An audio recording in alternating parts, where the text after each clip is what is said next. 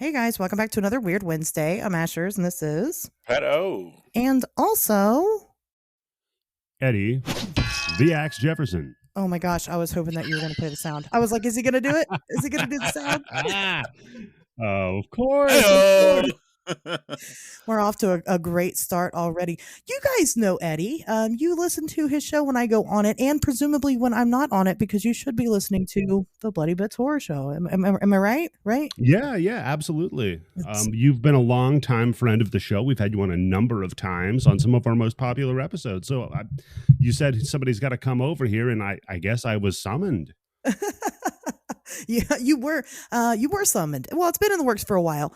I've wanted to talk to you about things other than rape and revenge and necrophilia and on-screen animal killings. Still might get into rape, revenge, and necrophilia. That's true. That definitely could happen this episode. But we'll get more into that soon. Pat O, how have you been? We weren't here last week. No, we weren't. I was busy raping and revenging and necrophilia thing.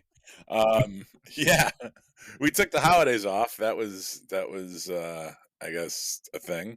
It was a thing. Yeah. Yeah, it was all right. Yeah, so as I mentioned in the pre-show thing, my internet's been down for a couple days, so it's been real archaic over here. Well, I mean, it hasn't been terrible. I missed the Grindhouse stream on Thursday night. I had a movie that I was supposed to watch for the Tennessee Horror website that I'm only now able to, and I couldn't play Diablo 4 at all. So it was kind of like I had to regroup, reassess.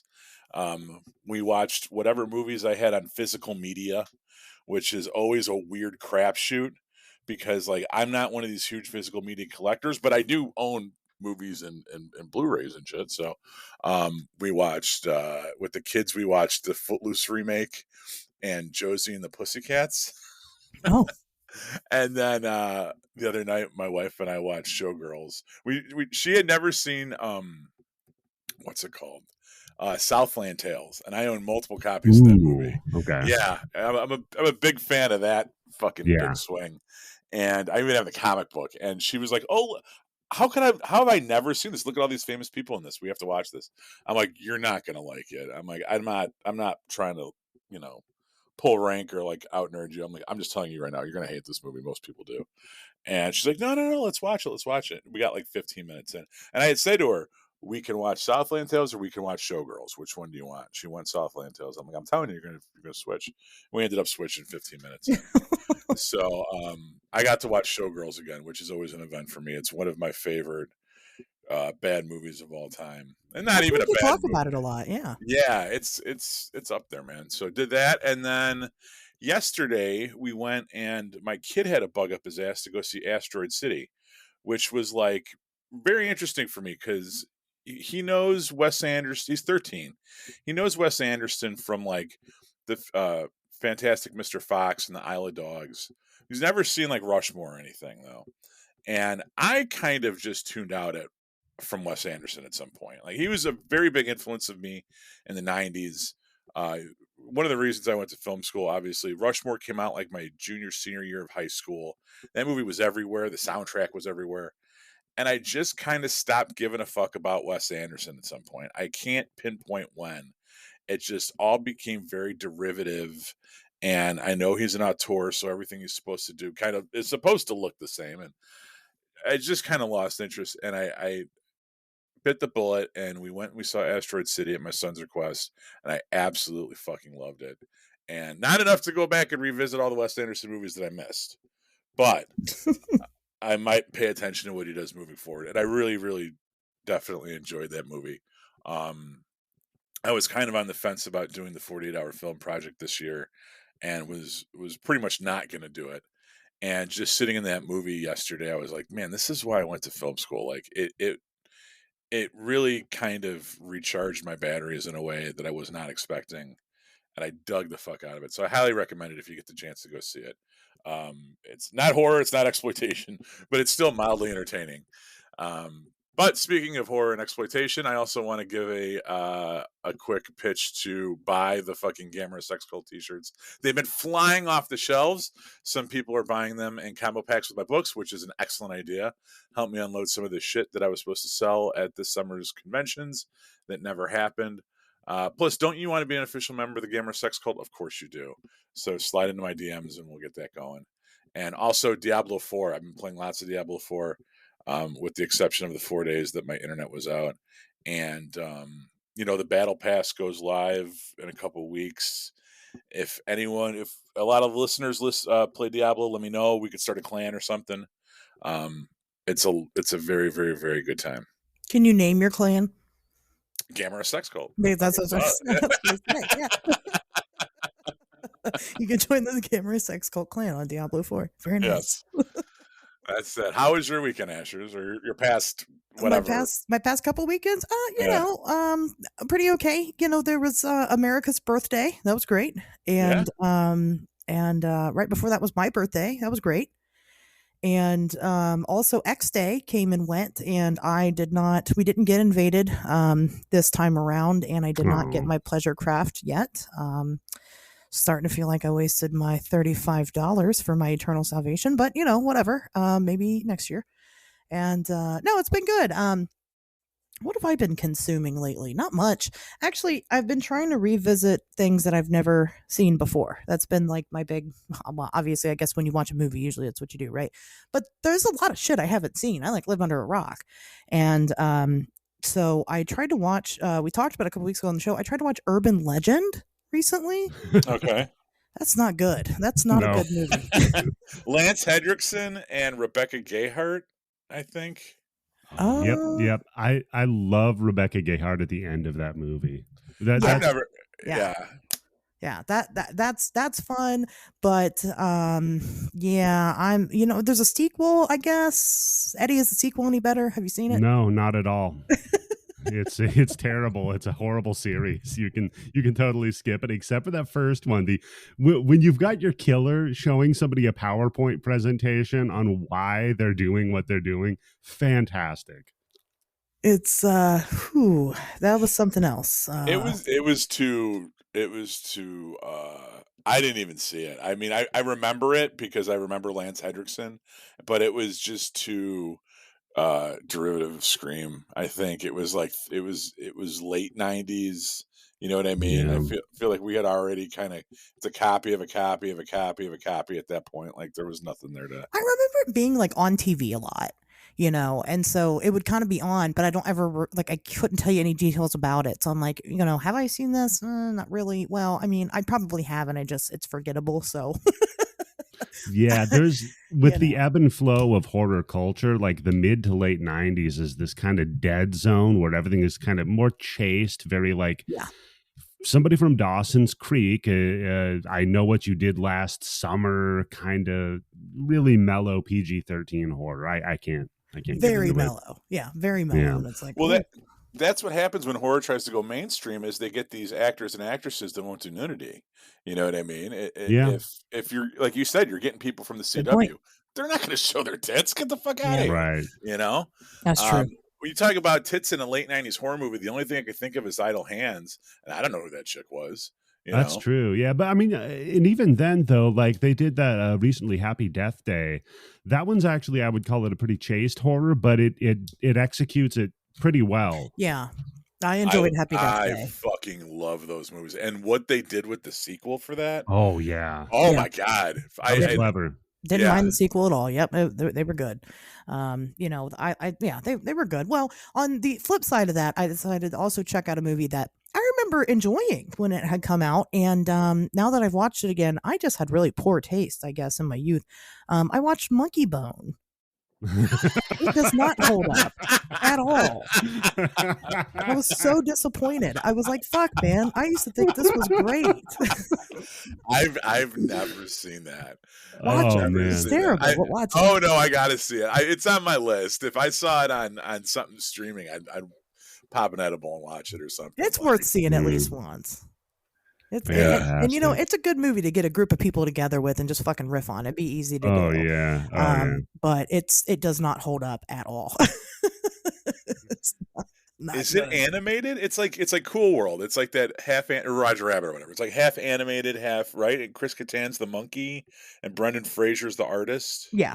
It's Okay. yeah. It's like half and half kind of, but it's just not as good. I mean, it's just not good. I don't know. The animation's okay. He's like in a coma. Brendan Fraser's in a coma and he's in like the dream world, I guess, is kind of their explanation. And Whoopi Goldberg is death and it's just weird. Not Mm. a good way. If you want a weird in a good way with a similar vibe, but is actually entertaining and funny, watch Death to Smoochie. I haven't seen that one Fantastic. in a long time. It holds up Oh yeah. because that was that kind of that time period, wasn't it? Hmm. Hmm. Yeah. Like I said, I remember. I will check that one out. But I watched it because the last drive-in did animation night, Hmm. Mm. and they showed Mad God, and they showed Perfect Blue, Mm. and Perfect Blue is a great, fantastic movie. Oh Mad yeah. God, I still don't know how I feel about it. It's something. Yeah. It's Perfect weird. View might be the movie I've covered the most on podcasts. I think I've covered it in 3 different podcasts. It is Oh yeah. fantastic. It's a good one. My daughter, I was like, because she's interested in getting into anime, and I was like, well, they're showing Perfect Blue, come watch it, and she was not cool with the subs. I was like, well, maybe we can find a dub version and you can watch. She was into it, but she was like, I don't want to read this. It's 1 o'clock in the morning. I'm done. I'm like, I get it. Yeah. But yeah, so I was like thinking back on like, somebody had asked, what are other stop motion movies that you really enjoy? And I was like, what other stop motion movies are there? Let me look at a list. And I'm looking it up and Monkey Bone was listed on there. And I was like, oh fuck, I haven't seen that in a while. Yeah, bad choice. Uh, the syrupy taint of nostalgia. But now I know, right? Like I said, now I know I had terrible taste as a youngin. So there's that. But anyway, that's what I've been doing. Eddie, what have you been up to lately? Oh boy. So what haven't I been up to? Let's start with what I've been consuming. This weekend I did a smoked brisket. I've never done a whole brisket myself Oh, before. That is a 20-hour ordeal. Worth it. Fantastic, man. Fantastic. Other than that, we are in the middle of action month on the Bloody Bits Horror Show. I know it's not horror, but whatever. We do what we want. Um, we we have a nomenclature for it that is a little less than PG-13, but you could always check that. We just covered Terminator 2, which is ooh, maybe the bedrock for all great action movies. yeah. So much, even like sci-fi, so much sprung up from that. And it's funny because with my wife, I'm rewatching I've never seen it before, watching the Supernatural series from the Okay. Mm. CW. And it's funny to see that. Okay, so Terminator 2 came out in 1991. Its visual effects are better than Supernatural that came out in 2005, which I get that there's a greater budget, but you'd think after There'd be 15 a trickle years, down. yeah, there'd be some tech trickled. Like I feel like the what goes on in Supernatural, I could do in Adobe After Effects in an afternoon. It's rough and the acting is bad. I've never watched it. And everybody's like, "Oh, do you like Supernatural?" I'm like, You know, "No, I I love the don't." concept of like Right. the monster of the weeks hunting down like cryptids or hunting down ghosts or whatever. Like that's a fun idea. It's just the execution is rough. I like the idea of, and as the seasons go on, it gets further and further away from it. Like two rednecks in a muscle car listening to classic rock, killing fucking werewolves and shit. Like that to me, okay, you got my $5. And it just went on for way too long. And the mythology that they come up with to like, I mean, I stopped at some point. I think I only made it to like season 5 or I mean, isn't it probably just around then, and it went to like 13 seasons. It went like fucking forever. It was on long. I was on it pretty much from Jump Street, and just I couldn't do it. isn't it And just basically Buffy meets the X-Files? no, don't say that. Don't say that. I named my children after Buffy characters. We don't. I'm It, not saying Buffy or the X-Files are bad, but I'm saying isn't that pretty much what Supernatural is? It's like no, more no. of the occult instead of the government side of it, and I mean, Yeah, I mean it's like cryptids and so Buffy had there was feeling to that. I don't know. There was emotion, there was character arcs. Supernatural, literally every season they flip back and forth. Who wants to leave? Is it Dean or is it Sammy? And one of them's going to leave, and then they don't. And I mean, not to give anything away. I'm sorry, Eddie, No, it's fine. but it, I'm not invested. yeah, it's a rough watch. Well, can't be. I don't know. A lot of people like it. It's a thing. You Yeah. know, I've never watched. I won't. I probably won't. Yeah, you're better off for that. You know, that's okay. So Supernatural. So I'll give you a good recommendation on my recent consuming, and it's another one we just covered very recently, and that's Brandon Cronenberg's Infinity Pool. I had it on my list to ask you about that. Please continue. That is a fantastic movie that it's interesting to see him develop, because it's in many ways it's very autobiographical about kind of dealing with the shadow of nepotism or cronyism, and being maybe not deserving the position that you're in. That's what the protagonist deals with as like his primary struggle in there. But I don't know, it's so much of it really just smacks of like Kubrick, more so than like Cronenberg's dad, of obviously David Cronenberg. It's definitely worth a watch. It's fantastic. I mean, Tim and Candace, my co-hosts, both liked it as well, and that's rare. So Very cool. Infinity Pool. I haven't watched. That's a newer one, isn't it? Just came out. yeah. Yeah. So I mean, I guess the elevator pitch on it is a guy is at an all-inclusive resort in a like third world country, accidentally kills somebody. They say, okay, well, the deal is either his family has to kill you to save face, or if you're rich, we can make an exact clone of you with all of your memories and execute that. Okay. Yeah, and it leaps from there in typical Cronenberg body horror, psychological horror fashion. Well, here's the most important question: is it on the blood bank? Of course, it's on the blood bank. Go ahead, Pato. I was gonna say I liked Antiviral, and I didn't watch his follow up to that came out just a couple years ago. Possessor, yeah. But I saw the trailers for this and it was intriguing, but then like Mia Goth is just like everywhere right now, and I'm like, I don't think she's that hot. I don't know. That's if you give it the thumbs up, then I will definitely check it out. She's fantastic in this. She plays she's interesting. I'll just put it that way. Very cool. Yeah. Very cool. Okay, well, you guys want to hear some news? Sure. Oh my gosh. So I've already beat this dead horse twice over, but I'm going to do it again. Because I feel like the show obviously gets more reach than some of the social media does. But let's talk about this fucking lady on the plane that saw the shapeshifter, according to everybody on the internet, huh? Are you guys familiar with this? Have you seen the video? Oh yeah. Oh yeah. So some lady I didn't catch the flight. I've caught everything else, but not that. American Airlines. She was going from Dallas to Orlando, Florida. Okay. Pato's coming with the facts. Somebody caught video of her screaming and yelling that she needed to get off the plane, accusing, quote, that motherfucker of not being real, and saying that, people can believe her or not. Didn't matter to her. That if they all wanted to die, they could. That was fine. And this caused quite the stir on the internet lately. So another guy, immediately after this video is posted, a guy on TikTok comes forward and says, hey, you guys, I was on that flight and I saw the guy she was talking about, and he looked at me and he winked. And when he winked at me, he winked sideways, like in the Men in Black. That literally just, I'm watching an episode of Supernatural about a shapeshifter. Literally, that's what happens. Are you serious? Well, I believe that. They just ripped it straight from Men in Black. I've never taken a report of somebody saying that somebody winked sideways. That doesn't mean it doesn't happen. I don't think I've really come across one.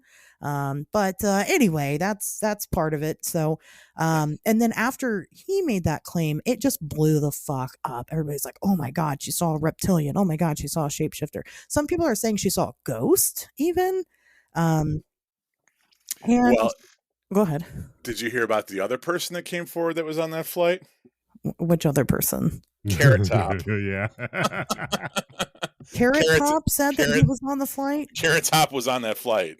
Yeah, he thought it was going to be a prop plane, and he wanted to work on his act. Oh, waka waka waka! Jesus, that's fucking good, dude. Yeah, I just found that out today when I was That's trying to not see. true. Is that No. true? Yes. Yeah, he was on there. He did a video talking about it. Yeah, I just found that out this morning. I did not know that was the case, but it was, and wow. he does not claim reptilian interference. But then again, would he? You know what I mean? He is a reptilian. So. I was going to say, if anybody's fucking otherworldly, it's Carrot Top. He's still alive. Jesus Christ! And he's very muscular. Is he? Yeah, dude. Yes, dude, he's super got yoked. I got to look at a Carrot Top. Catch up on my Carrot Top. Dude, he's ripped as fuck. Yeah, I saw a picture of him. I was like, you could make me your carrot bottom. Oh, I did not know that. Well, that's totally derailed me from the rant I was getting ready to go on. What were you going to go on? Well, I saved you Anyway. from embarrassing yourself. I mean, Oh my God. So after I looked into it, and other people have looked into it too and come to this conclusion, tons of people have come forward saying, hey, I was on that flight. Another video came forward that is, everybody's like, oh, it's from a different angle. But that other video speaks volumes about what actually happened. So here's what actually happened on that plane. Whether or not this detail matters, I'm going to include it. Prior to her boarding the plane, people claim that they had seen this woman drinking at the bar. Okay, so she could have been drunk. Doesn't make people hallucinate. I've been drunk very many times and did not hallucinate, but it does make you brave, right? So, and sometimes it makes you very angry and even unhinged. So she gets on this plane and she sits next to a young African-American man. And while she's digging through her bags trying to find her AirPods, she starts accusing this gentleman of stealing them. And he's like, I don't have them. Well, the flight attendant comes over. She's trying to figure it out. And she's like, do you have them? He's like, no, I don't have them. In the second video that came forward, you can see another woman approaches another African-American woman. She says, I'm his sister. I'm a licensed attorney, and you really need to be careful with what you're saying right now to this white woman that is accusing this African-American man of stealing. At that point, that's when she flips the fuck out. She says, I don't even care about my stuff. I just want to get off this plane, blah, blah, blah. She starts going off, right? She's having a Karen moment. You're seeing a white woman have a Karen moment, and that's it. That's all this is. Her saying that motherfucker back there is not real is her referring to the attorney sister, as in she's not a real attorney. Her saying stuff like, people, if you can believe me or not, is about whether or not he stole her AirPods. And then the comments about dying, it's just her being fucking dramatic, knowing that, guess what? Now she's going to ruin everybody's flight because she mentioned the big D word on a plane. So that's it, folks. That's all that happened. I wish it was a shape-shifting reptilian or whatever.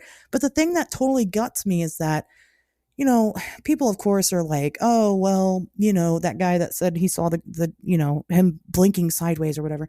That guy came forward and said, yeah, I made that up, because that's what people do on the internet. Nice. I completely made that up and you all fell for it. Just because I said it on the internet means it was true to everyone. And he actually said that in the caption of the original video on TikTok. This is not real. Mm. See, I like to imagine that woman getting home and then finding her AirPods. And what must go through her head at that moment? Well, so that's another part to the story. Now everybody's like, well, she's missing.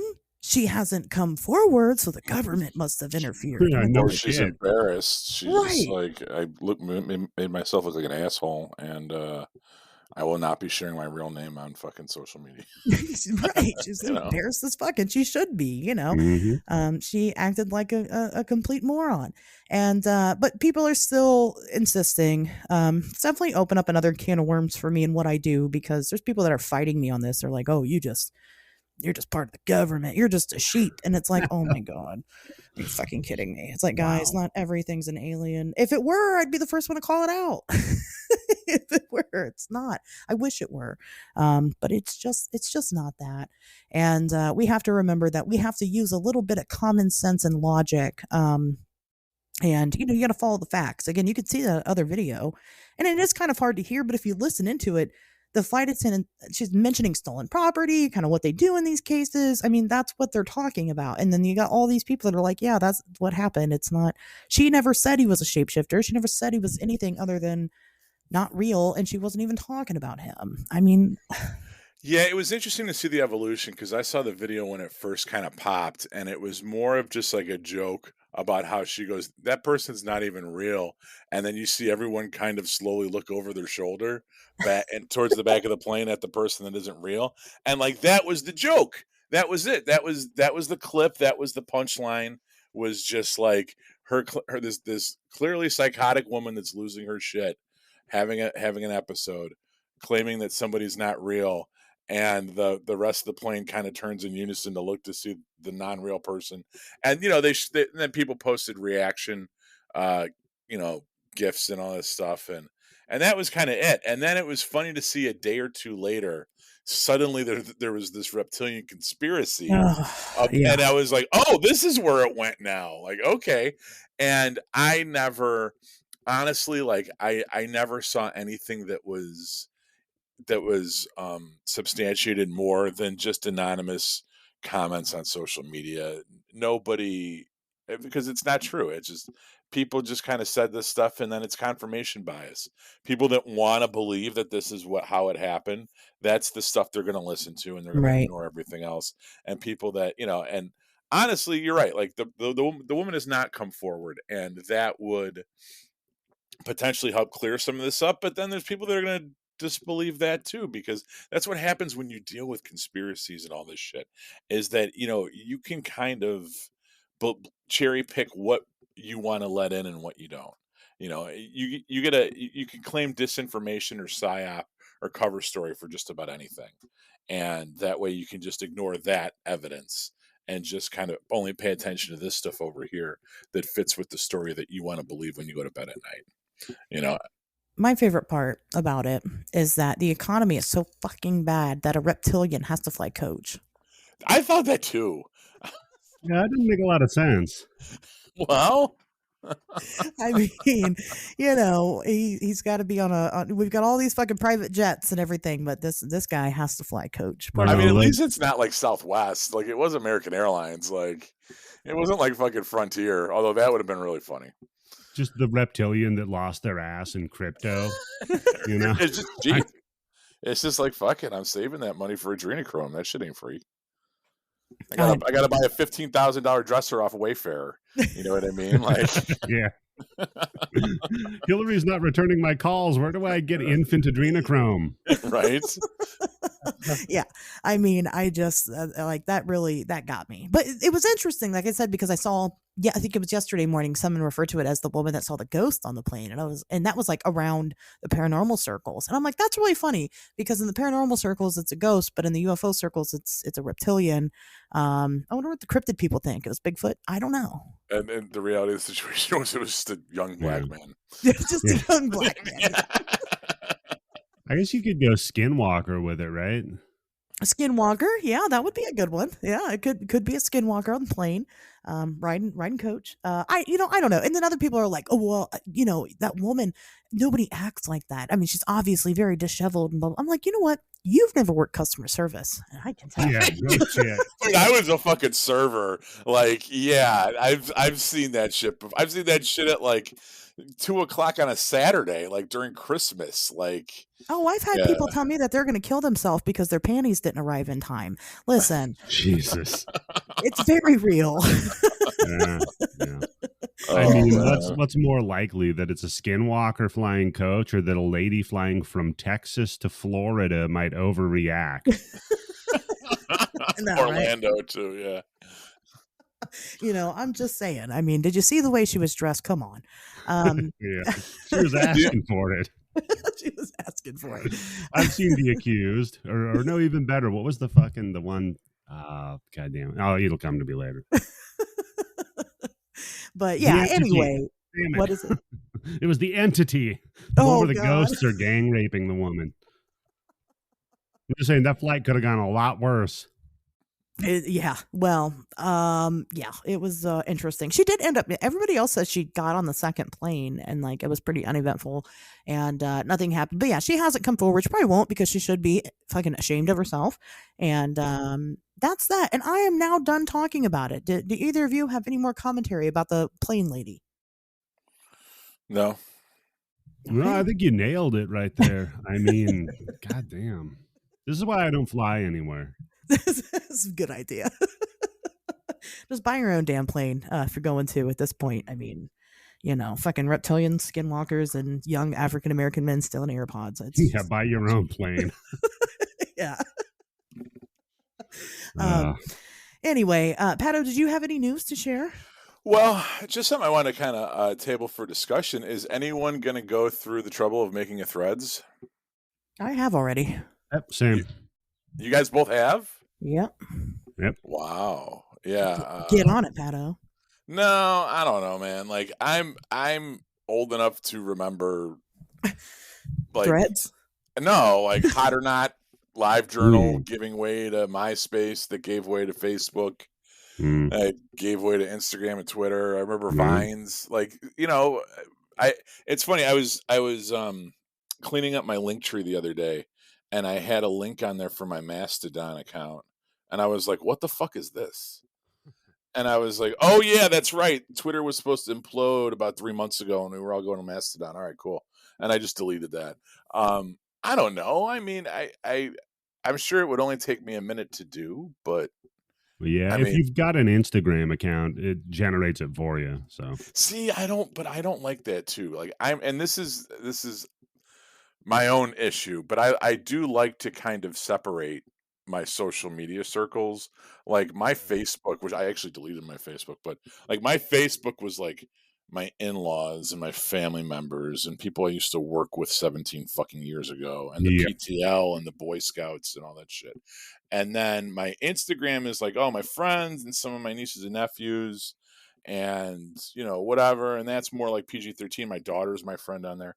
But my Twitter is Hmm. is fucking raw. And I like it Yep. like that. And I like to keep it like that. I like to have the different tiers. And I don't like a hub that centralizes everything. And so I think maybe that's why I'm a little hesitant. I don't like the interface, the whole meta thing. But I don't know. I mean, I guess is there activity on there? What's Threads like day one? What am I missing? It's almost exactly like Twitter, Yeah. except you can't post nudity. Well, you already fucking lost me. I know, right? That's what I'm saying. I'm like, what are you doing, Zuck? I mean, pretty much. So Mark Zuckerberg and Elon Musk got into this big ass fight, and fucking Zuck went, "Oh, okay, you really want me to hurt your feelings?" And then he created another Twitter. That's what happened. That's what happened. And I find it interesting. Here we go. Let's create a conspiracy theory right now. It's easy. Sure. It's got Mark Zuckerberg in it, who's clearly a reptilian. Mhm. So he named it Threads. Okay. Okay. Are either of you familiar with I think it came out in the 1980 film Threads Yes. Yes. about But the nuclear, it's basically like what happens if there were to be a nuclear war, right? It's the Soviet Union, I think, and America, you have a big nuclear war, and it's like the fallout that follows that. It's really fucking sad, actually. It's really dark and disturbing and hard to watch. So he names it Threads because he is clearly planning on completely nuking Elon Musk, taking out also SpaceX, and then taking over that power to have it all for himself. And then that's where we start off Mark Zuckerberg's world domination. So that you know what, that tracks. That that's my tracks to me. conspiracy. Also, notice it got released the same week Twitter imploded because of Musk's stupid limiting the amount of tweets people could fucking view. Yeah. That's great timing. Let me Yeah. ask you that. Have you guys seen that? Because I spend a lot of time on Twitter, and I have yet to get that like, oh, you've reached your limit for the day thing. Have Yeah. you guys gotten that yet? It happened for my birthday, actually, Mm. because I had gotten so many happy birthday posts or whatever, I couldn't see anymore at that point. Like it just completely, I couldn't interact. I couldn't do anything on Twitter. I was like Yeah. banned for a second. It sucked. Yeah, it didn't happen for me. My wife, though, it happened for her. And because she's in all sorts of screenwriting circles and everything. So they have a bunch of interaction. Plus, I think my account might be a little bit fucked up because when they first switched over to you could pay for Twitter verification, Yeah. I signed up for it and then did a chargeback on my credit card to be funny. So, Okay. so like a bunch of like my features are weird. It still has some verified feature stuff going on. Like, Weird. I don't know. Yeah, Musk isn't really good with running software companies, it turns out. Yeah. Turns out, big surprise there. Yeah, well, I did that. I used to be a Twitter Blue subscriber. I like some of the features that they Oh yeah, have. yeah. Yeah. I mean, I like that I could, I don't have to break up my tweets into different chunks, that I could Yeah. just tweet whatever, and the longer videos and, Yeah. things like that. But mostly I wanted to see if it was actually true, if you gained more exposure, because they Mhm. advertise that you gain more exposure as a blue check mark. It's not true. I found No. out my exposure went No. down Oh wow. after I got the check mark. Yeah. Huh. So that's a class action lawsuit waiting to happen. Does anybody want in? Because Yeah. Pretty much waiting to happen. I got the numbers. Hey, you know what? I mean, I did a chargeback on my card, but I could probably get the $8 somehow. I mean, we could do a class action. Yeah. Yeah, figure it out. Right, exactly. But yeah, I thought that was interesting. Because you can't lie to people. Somebody catches you Yeah. eventually. The other issue is I keep getting banned from Twitter too. So like I don't want to give him money because I thought he was a free speech guy, but I said something about Jordan Peterson practicing holding his breath by dunking his head in the toilet. And then they said that was like threats of violence and blocked me for a couple Oh, of days. wow. Wow. Yeah. I thought he was a free speech guy. I don't know. You had issues for a while, I believe, on Yeah. Twitter right Yeah. before, like, just even posting your link to your show was an issue, wasn't it? Yeah. So for the longest time, just my website, bloodybits.com, was like, they kept like trying to say that it was somehow harmful content. And I have no idea what they're talking about. You're like, our film discourse isn't that bad. Like, Yeah. there's I, worse out there. I Like, come think it on. might, if I had to float a real theory instead of a joke one, I'd have to say maybe it's because sometimes I'd use artwork and pictures from movies that were particularly violent, like Cannibal Holocaust, let's Yeah. say. So maybe it got flagged for that, but I don't know. It's got bloody in the name, maybe? I don't know. Yeah, I mean, you'd think so, but Bloody Disgusting doesn't seem to get banned anywhere. That's true. Right, yeah. Interesting. Yeah, I don't know. I'm checking threads out. I like it so far. I like Twitter. That's the thing that sucks about it. It's like I'm Yeah. breaking up with Twitter, and I don't like that. Yeah, I mean, it's great for like, interacting with your fan group, and it's great for just like floating ideas out there too. It used to be a wonderful place to network, and it's just not Well, now. then You all the know, Russian so- bots took over. I know, it's been insane. Actually, you should see my hidden messages. Whew. Yeah. Feel it. I kind of like how I started with this. Like, I've seen these things rise and fall, and I don't know what this is. Right? Is this another? Has Twitter crossed into the MySpace sphere where it's just a dinosaur, and now we need to move on to the next thing, or is this just another people are trying to? All right, we're leaving. Wow. All right, everyone, we're going streaking. Let's Yeah. run through the quad. Come on, all right, we're leaving. I'm going first. Hey, we're all moving over to Google Plus. Yeah. All right, and then no one goes, and we're just Yeah. like, okay, I Yeah. have another fucking account I made. I Yeah. don't know. You make an account and then you go post on Twitter that you're at a new place. Yeah. That's Yeah. pretty much that's it over and over again. I'm not leaving Twitter by any Right. means until it's absolutely fucking dead. But I'll try Threads, because here's one thing that I learned in recent years, and I know what you're saying, Pat. You're right. It does happen a lot.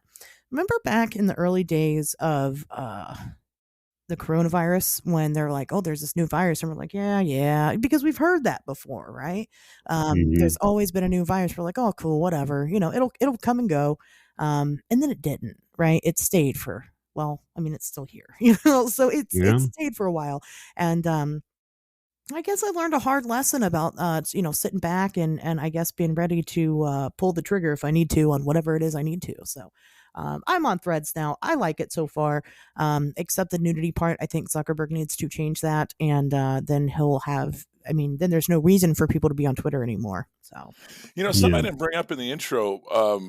It's funny you brought up coronavirus, because then this will definitely kill the intro segment of this episode.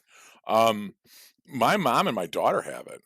right now, Yeah, and we think that my wife brought it back from her and my son went to Washington D.C. last week, or a couple weeks ago or whatever, right before the 4th, right? And they came back and they were both kind of sick, and but we just thought it was a summer cold, right? Mhm. And then we all got together on the 30th, because Asher's and my son share the same birthday, Oh. and my daughter and my mom walked away from that with COVID. wow. Huh. Yeah, tested positive and everything. I Wow. have not. And I had still, throughout this whole entire thing, my wife's had it like 3 times. My son's had it 3 times. My wife's had it like probably at least twice. I have never once tested positive for it.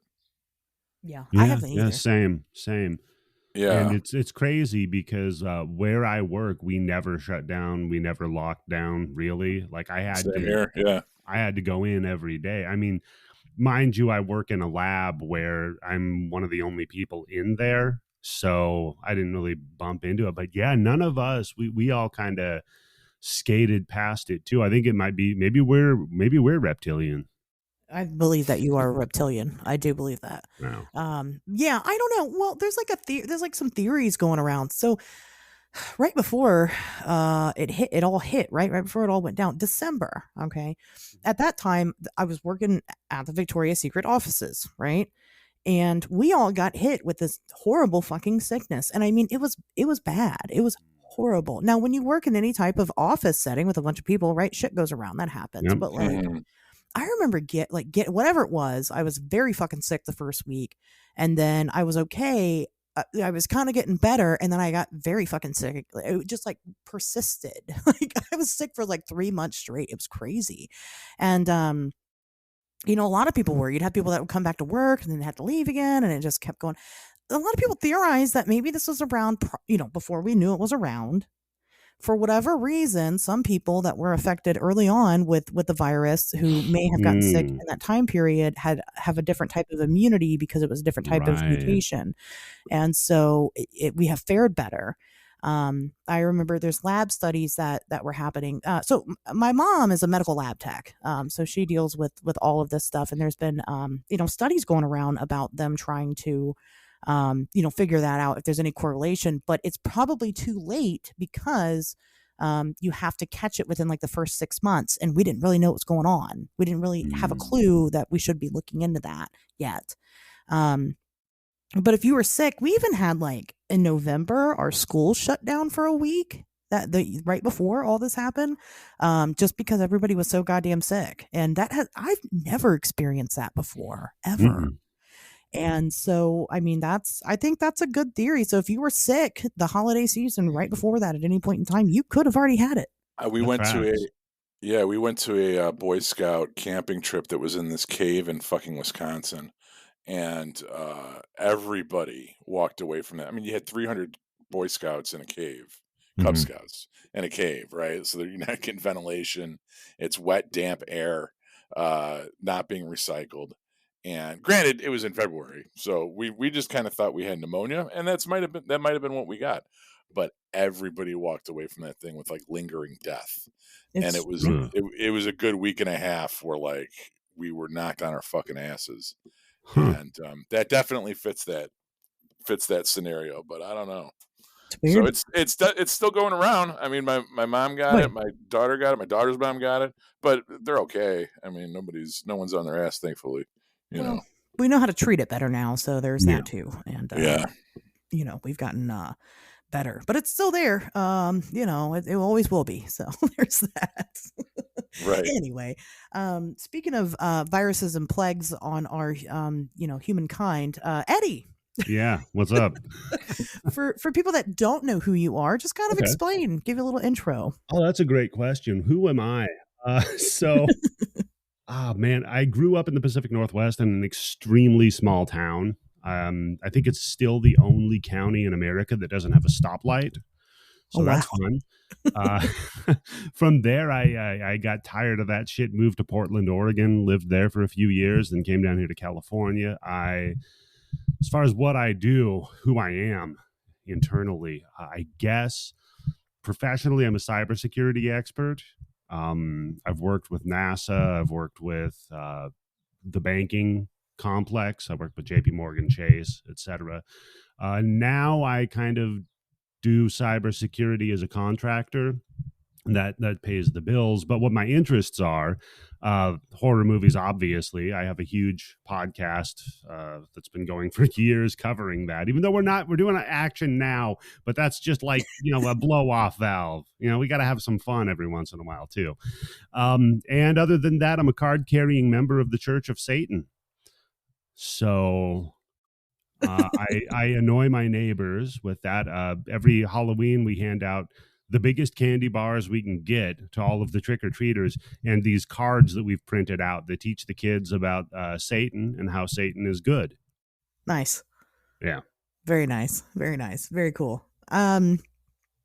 So do you fill the candy bars with poison and razor blades to come back No, later? I mean the ones we donate to the churches afterward. Yeah, Yeah, those are the ones we poison, of course. of course. Yeah, of course. No, I mean, if you want to convert somebody to Satanism, there's no better place actually to start than the church. That's I believe that. Oh, let me tell you, teenage Satanist Eddie going through high school, cleaning up with church girls. They just wanted to disappoint their dads. And I was there to fill that role. I'm sure even now, you probably still, I mean, there's still plenty. There's that crazy plane lady, I'm sure would jump all over it. Yeah. You can tag that one if you really wanted to. Yeah. So one of the things Anton LaVey talked about is to figure out what your power is. So like if you're a really attractive woman, obviously your power is your physicality, or man, or whatever, so lean into that. Or if it's if you look very evil and intimidating, lean into that. I've just got to go with being funny, I guess. That's all I got, really.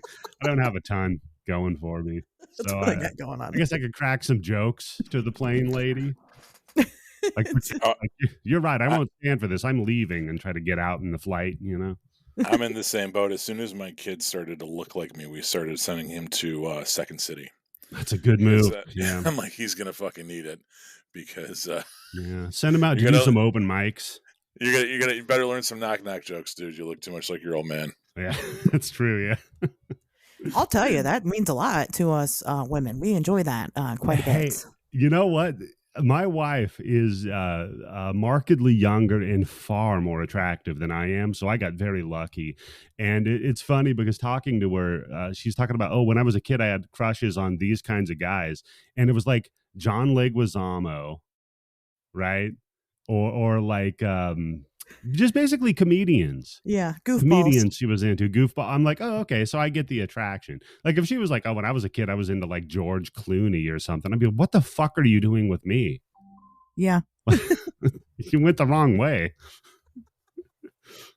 Well, no, we like goofballs. That's a big deal, so we get super hot, and then we go after the goofballs because we think that they're going to be nice to us. And most of the time they are, right? They worship us because they know damn well that we're out of their league. But so then they're, like I said, they're really nice to us. So we're hot for them, right? They get to show us off, and then they tell us really fun, fantastic jokes. So yeah. That's a flip side of being a hot lady, is that we're fucking weird and kind of disgusting, and I mean there's like things about us that you don't see on the surface, that are crazy. I walk around my house singing commercial jingles. I mean, are you telling me that George Clooney's gonna put up with that shit? He's not. When I drive around by myself, no shit, I'll be singing to myself about things that are going on or just what I'm observing. It's so fun. Like, yeah. Make songs about everything. Yeah, exactly. Yeah. And so we have to find somebody that's compatible with us in that way. And like I said, typically it's not George Clooney. So anyway, well, so you also though, One thing that I've noticed that is on the blood bank, which I have pushed so much on the show, I think people have come and subscribed just for the movies, and I tell them that they should, just to have access to the blood bank. I'm like, you guys don't even have to listen to the show if you don't want to. You should, but if you don't want to, Yeah. just give them your money just to have. That's the best streaming service money can buy. Hey, $10 a month, and we've got 3 times the movies as fucking Hulu. So Yeah, it's crazy. There's everything is on. My daughter the other day was asking me about some movie. I don't remember. I was like, oh, it's probably on the blood bank, and it yeah. was. So, You got to be careful though. Some of the stuff that's in there is a little dicey. So just saying. yes, yes. I have a suggestion, but I'll make it after the show. Okay. More dicey stuff, but anyway, because you won't find it anywhere else except maybe the blood bank once it's there. But one thing that I noticed that was there were, of course, the Art Bell Vault is on there. Yes, yeah. So I am that I got man. Talk about getting into the supernatural or cryptids and the world of the strange. I was a huge Coast to Coast AM fan and listener growing up.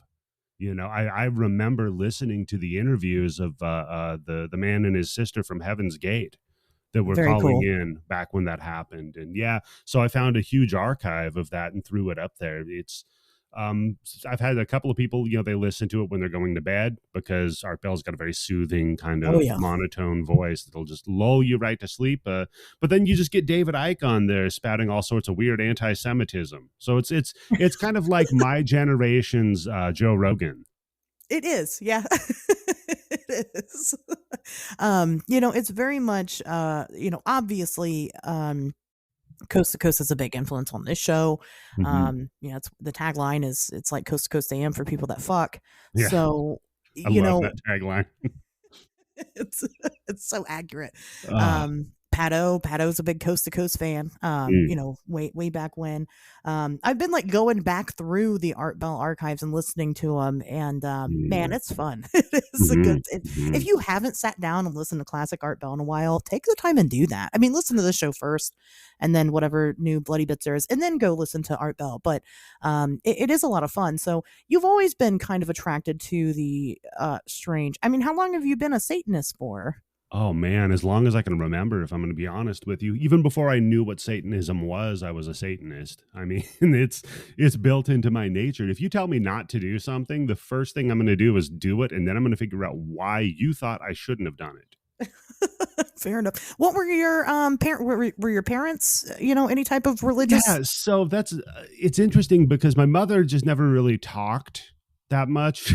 I mean, my It's father a was sign of the times. definitely the big patriarch of the family, and he was a military guy. He was a Navy guy who he was a very complicated man.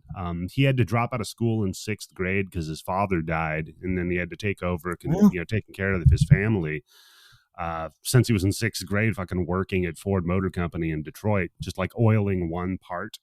And I think between like that and then getting a chance to be something by going into the Navy, because he was serving during the Vietnam War, um, that kind of you have to have, I think, some kind of spirituality.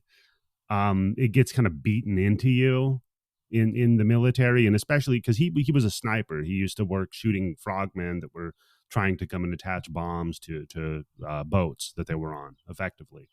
And so I guess reconciling like ending a person's life that you don't know and that doesn't know you, and there's no reason for you two to hate each other. He had to come up with some framework spiritually, and because of that, he was a religious man. Like, don't talk shit about religion around us, but we never really like went to church or anything properly like that. It was just always and I think that's really kind of typical of Americans, right? Is Yeah. kind of maybe going to church on the holidays, or if you've really really fucked up, you know, Sure. but it's just always just kind of there.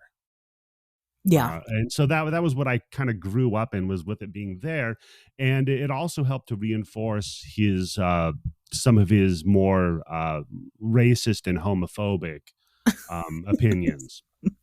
And I remember one day We used to watch Saturday Night Live. We'd record it every Saturday night, and every Sunday we'd watch it the next day, right? Oh, that was your church. Yeah, yeah, it was for a while, but then it betrayed us, Ashers. It led Oh us no. astray because there was a sketch where, and I believe it was John Goodman was in it. He told the actor that was playing his son in the sketch that it was okay that he was gay, and my father shut it off immediately and said, "Well, we're not watching that show anymore. I'm Oh not no. going to watch any bullshit where somebody tells somebody it's okay to be gay." And I remember at that moment, I must have been maybe 9 years old. I just like, well, fuck, what if I'm gay? Right. And then my dad hates me. Sure. I'm like, well, but I don't think it's wrong to be gay. So maybe what he's doing is wrong. And then So that, how'd you rebel against that one? oh, I sucked the dick. All the dicks. Hey, I sucked every one of them. So I won. I got the achievement. My gamer score is fantastic. No, how did I rebel against it? First, it started out subtle. You know, it started out with the like, these are R-rated movies. I'm not supposed to watch them. Let's do that. And I'm like, wow, tits. And then that was a whole other direction to spin off in. But along with that was blood, guts, violence, and rock and roll. Satan. I mean, I was born in 1980, so I Right. was living the satanic panic. Yeah. Right. And everything they told me was bad. I had, like you said, or like I said, you tell me not to do something, I'm going to do it and then figure out why you think I shouldn't. So what was it? It was horror movies, rock and roll, Dungeons and Dragons. All of those things were like, you do those, you're going to go to hell. So I'm like, well, I don't believe that's true because where's hell? That doesn't make any sense. Uh, so I went out and I did all of them, and I just met people that were like me. And then I kind of realized those people were more accepting typically and more generous and more kind for the most part. I mean, you can't really stereotype people like that. Sure. But yeah, and then I started looking at, well, what do the other people believe? You know, the Christians, the other mainly Christianity in America. And it was funny because the way that they behaved and the way what they professed to believe were in such stark contrast that I was like, this is, somebody's got to know about this, right? Somebody has to say something about this. Sure. And then I found, Anton LaVey's Satanic Bible, which fun book of philosophy. Take it with a grain of salt. But he pointed out because he used to be a pipe organ player at the circus, and back in the day, that was where you went to, meet up with some trollop and have some fun and get drunk at night. Was the circus. He'd play the organ there, but that wasn't enough to make a living. So he started playing the organ at church Sunday morning the next day. And he would see the same guys that were out getting drunk and fucking the night before Oh in yeah. church the next day. And he's like, wait a minute, these people are denying their human nature. I'm going to write a whole book of philosophy on that. Sure. Well, I mean, that is the way. It's crazy how we have such a hyper focus in America on Christianity, and yet for a long time we prided ourselves on being the melting pot of the world, right? We're supposed to be the place where all these cultures kind of come together, but we still very much see Christian influence on things like laws and just everyday life, right? Yeah. When you walk into the store, right, any store, you're under the assumption immediately anybody that you see there considers himself Christian. Yeah, absolutely. I You mean, but know, the number is dwindling quickly. well, when we look at the world's, I've looked into this. When you look at the world scale and how many people Mhm. consider themselves Christian on the entire planet, it's only like 28%. Wow. It's Yeah. not that high. It's like 28 point something. It's crazy. Less than 30% of the world's population is Christian. And this is, I just kind of have my own theory about how we as Americans view ourselves. Anyway, we think we're so goddamn important, and we're not. You know, Yeah. we're not. And so culturally, and anybody can say this in any country you live in. Culturally, your mindset is whatever culture you're brought up in. But we just really have absolutely no fucking clue how the rest of the world works, That is and true. it sucks. It's terrible. But yeah. Even with that 30% pop, less than 30% for the whole world, like I said, anywhere you go to, any social setting you go to, you're just automatically going to assume that whomever you're around is Christian, unless they say otherwise, you know. Yeah. That is kind of what, and I agree. It is very much dwindling. Yeah. Now take that idea that in America, and your listeners probably might feel the same on that one, right? If you walk around, you just assume pretty much everybody you bump into is Christian, and for the most part, you're right, right? That idea, living in that sort of a place, identifying, like, consider yourself an outsider to that. That's what white privilege is, okay, guys? Yes. Just so Yeah. you know, transpose how that feels onto that. That's how that is. Yeah, because the default, what is assumed to be normal, is Christian. Same with Yeah. white privilege. The default, what is assumed to be what you're running into, is white people. White, And right. that's why White laws and culture. shit get made tailored to it. Exactly. Yeah, exactly. It's all part of the same well-oiled machine. Mhm. But yeah, very true. So I mean, have you ever taken a step back? Because you're very proud of the Satanist moniker, and not that you shouldn't be. But I'm sure just throughout your life, you've questioned that and kind of gone. Have you? Are there other religions that you've kind of taken? Oh yeah. Theological study and philosophical study are two of my, like, if I didn't have a podcast about horror, it would be about theology and philosophy. Okay. Those are two of my biggest, because it's really the science of everything to me, right? Hmm. If any theology were true, then it would supersede every science. Why would we care about it? The problem is that from my investigation and in my opinion, none of them are true. Yeah. There's just, I mean, and I guess for your listeners, when you hear, like, okay, Satanist or devil worshiper or whatever, we really need to draw a line between theistic Satanism and atheistic Yeah. Go Satanism. ahead and define them for us. Sure thing. So theistic Satanism is the belief that there is a deity that is a devil and you worship at the altar of that devil. I wish that were true. Unfortunately, I don't think there's a devil. He seems like he'd be chill if he were real, right? Atheistic Satanism is more about, once you've come to that conclusion of maybe the God guy's wrong, let's see what the Satan dude was talking about, then divorce the entire divinity of it. Just take the idea of what to you Satan represents. And for me, he was always the bringer of knowledge, kind of the spirit of rebellion. That kind of maverick mentality is what that embodies for me philosophically. And there's a lot of other things, obviously, about, personal freedoms and never harming another person. Though those are more your philosophical Satanism or your atheistic Satanism. So when I was a teenager, Uh-oh. and I was at the mall one time. Okay. Oh boy. Yeah. Me and my group of friends who are, we were all little goth babies, of course. We're stopped by, oh yeah. Baby the- bats is what little- they're called. Oh, is that what it is? Baby bats? Oh yeah. Yeah. We were very cool. I look way cooler then than I do now. I'm just lazy now.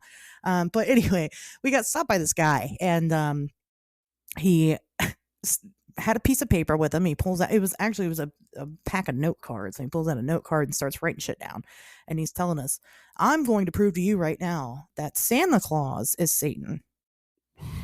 Okay. And so he's got his Bible, he's got his note card, and he starts going on this fucking tirade about, so first of all, he's moving around the letters of Santa Claus to show that it's, Satan. And obviously Lucas, right, which means Lucifer. And he's like reading scripture, and like while he's reading the scripture, he's like stopping on certain parts, repeating. It was crazy. Like I remember at one point he was like he'll descend from the north, the north. Oh. And we were like, what? And he's like, yeah, he'll sit on the throne. And it was crazy. Man. It was nuts. But when you were talking about what you were saying, how and the atheist Satanism, Mhm. Satan's kind of more of an idea, and so this guy kind of wasn't wrong, right? It reminds me a lot of Santa Claus. Is kind of, we all know that Santa Claus isn't real. So I guess, like, the question is always like, well, if Eddie, if your thing is philosophy, right, why do you have to have a moniker of like Satanism? Because doesn't a lot of baggage come with that, right? And the answer to me would be like, that also comes with a lot of power, right? If I go to a Christian and I say, yeah, I'm a Satanist, they immediately, like, in their mind and in their heart, it's been built to them their entire life that these are people that should be feared and you should get away from them. So it's a very easy way for me to kind of push out and filter out content I'm not interested in from people. Well, that's true. Yeah. Uh, yeah, that poor mall guy, man. Like, I feel for those dudes because on, like, that guy could have just been some schizophrenic dude that the church took in, and now he's just spouting this off, you know. And a buddy of mine, he nailed it because, like, dude, in Florida, it was way worse. I'd be like gassing up, and somebody'd come up to me to talk to me about Jesus. My buddy, though, he made a really good point. He's like, just think about what that person fucking did in their life that they feel like they need to be forgiven. Yeah. Like, True. Very true. dude. So his move that he taught me is to ask him, dude, what'd you do? Like, What are for you you to guilty of? for you to be this desperate for forgiveness, man, what the fuck did you do? Yeah, we had Baptists come to the door one time. I happened to be at my mom's, and they came to her house, and Yeah. that we talked to him forever, and they were like, "Well, anybody can be forgiven for anything." And my mom doesn't really take as much of a religious stance, but she will swing, Christianity every once in a while. She doesn't know, but even she was like talking to these guys, and she's like, "So you're telling me that somebody can rape and kill children, and as long as they ask for forgiveness, they're forgiven?" And they're like, "Well, yeah." Yep. I And mean, we're like, according, "You yeah, don't see anything wrong with that?" according to any revival like New Testament religion, everything except for there are venial sins, and that is taking the Lord's name in vain, Yeah. denying the spirit of the Holy Ghost, or suicide, because you can't pray for forgiveness after committing suicide. You're gone, right? So that's, I made it my life goal, except for the suicide thing. I want to try to commit those venial sins. I remember when I learned about those venial sins again, my fucking oppositional defiance. The first thing I was like, okay, great. I deny the Holy Spirit then. Perfect. I'm done. Now I never have to worry about that. That's over in my life. Yeah. I mean, if heaven's full of fucking child diddlers, I don't want to be there. You know what I mean? Like I'm good. So, okay. So here's a fun one. Next time your mom's getting a little bit Christian-y on you, right? Does she know much of the Bible? No, Like, if I I think, asked her where Satan came from, what would her answer be? oh, I don't think she would know. No idea. Okay. So then this will be for your listeners then. If you get into this, like, Thanksgiving's going to be coming up in half a year. So just, put a pin in it. Get ready. When they come up to you, just ask them, okay, well, where'd Satan come from? Right. So Satan was, according to in America, what most people would say, that Satan didn't exist in the Old Testament, but whatever. He was Lucifer. He was one of God's angels, right? Who then denied God and transgressed and was sent down from heaven to then be in hell and rule over hell, right? With his pitchfork and his red underwear and stuff. Now, if heaven does exist and when you die you go there forever, that means infinity, right? That means eternity, forever. What we know about infinity is that in occurrences of it that are truly infinite, every possibility will play out, Mhm. right? Now, if we know that it is possible to transgress while you're in heaven and be sent to hell because Lucifer did that, every person who gets sent to heaven ends up in hell. Yeah. Eventually, yeah. That's true. Infinity is also acts on a loop. So wouldn't it eventually come around even if you went to hell? Wouldn't the Mhm. opposite then be true? Eventually you'd come around full circle and then you'd have the chance to kind of live again and then you'd If go, I if mean, there were an example of somebody going from hell back to heaven, I would agree with that, but there's no precedent there for it. never is. Yeah, true. Fair enough. Fair But I'm enough. with Fair you. enough. I dig the logic, man. But that's the problem with any of this is if you apply any sort of logic or pressure, It it falls just all apart. bursts. Yeah. Yeah, exactly. That's pretty much, Yeah. I mean, but that's all religion. They Yeah. all have fallacies in them, and that's the Now, problem. there is theistic Satanism, but it is very rare and mostly filled with anti-Semites. So, Yeah. uh, yeah, I don't know how much you've looked into that, but there are a couple of groups that identify as theistic Satanists. You've got what is it? The Order of the Nine Angles. They're from England, and their whole thing is basically, I mean, it's rumored that they exist, but it's like an Illuminati kind of thing. The whole thing is that they keep the fact that they're Satanists like secret, because then they can be the ones who get people sent to war or kill people via execution, and that's their sacrifice to Satan, you know. But then, of course, you look into their philosophies, and it's all just anti-Semitism. It's got to do with like the British National Socialist movement and David Mamet, who was like in charge of that. Oh God. So rough. And then you've got the Temple of Set, which is basically, I think at their height they had 200 members. Oh. Yeah, and they were kind of the same, like a shittier spin-off of the Order of the Nine Angles in America, you know. So have you come across these people in the wild, and you're I both like, hey, we're Satanists, and then No, I mean, like I've tried to. I've gone yeah, on YouTube and I've tried. I talked about it in our episode that's coming out on Tuesday. Actually, going on YouTube and trying to listen to theistic Satanists explain anything.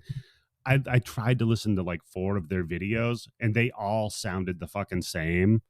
yeah. Hello, it's me. Today we're going to talk about theistic Satanism, and then just using like the biggest words they can remember. You Oh, know, technobabble. Yeah, I know about yeah, technobabble. real kind of edgelordy shit. So It feels very edge lordy. Yeah. yeah. Which, hey, whatever. I guess if you need to rebel, do it. Well, you probably shouldn't use racism to do so. There's other ways. No. This, Um, so like, I mean, and you could definitely say like the whole Satanism thing was part of my dumb, rebellious teenager. I sure. remember one time I was in line outside of a Marilyn Manson concert in Portland, Oregon. It was Hole of all bands opening up for Marilyn Manson during his Mechanical Animals tour back in like 98, 99. So I would have been like 17. I'm just standing in line, you know, skinny little goth, weird guy that I was. And these Bible people were going around yelling at all of us about how we're going to go to hell and all the shit that Oh yeah. happens in these concerts. And I'm like, dude, I've been to these concerts. He does not sacrifice shit. So I know what you're talking about. Right. One of them got, and I'm a smartass. So, you know, I was up there doing my shtick, and one of the ladies got very pissed off at me. And she started shaking her little leaflet at me and telling me that I was no better than Ted Bundy, Oh which, wow. I That's a weird mean, connection to make. yeah, which I knew about Ted Bundy, and I got kind of offended because I don't remember raping or killing anybody. But I'm no better than him. So I took her pamphlet because I felt like there was probably some info on it I needed if that was the path I was going on. Then I wiped my ass with it and I threw it at her. And they moved Said, away. fuck you. Marilyn Manson is awesome. I'm going to love him for as long as I'm alive. Well, I mean, he's got some charges against him now. Right. I, I remember being a kid and being at this kid's house, being at another kid's house, and his dad was a racist Chicago cop. And he came home and he started like yelling at us for watching the Cosby Show. And like, how can you watch this? Like, this show's fucking, this is science fiction. Oh, he's a black doctor. Get the fuck out of here. And just wow. went on this rant about what a terrible motherfucker Bill Cosby was. And he was right. Yeah. But for all the wrong reasons. But yeah, so history is complicated. That's so funny because my father was racist, but he had another big influence on me. We had record players. That's how old I am. And he had a couple of comedy records. And oddly enough, for my racist dad, they were Bill Cosby and Red Fox. Well, that's why I think sometimes different people, racism there's no just umbrella. And the same thing when you're talking about the religion stuff.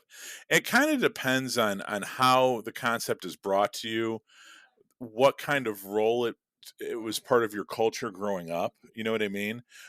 Some people grow up in, religion plays a very big part of it, and it influences their politics, and it influences a lot of different aspects of their life.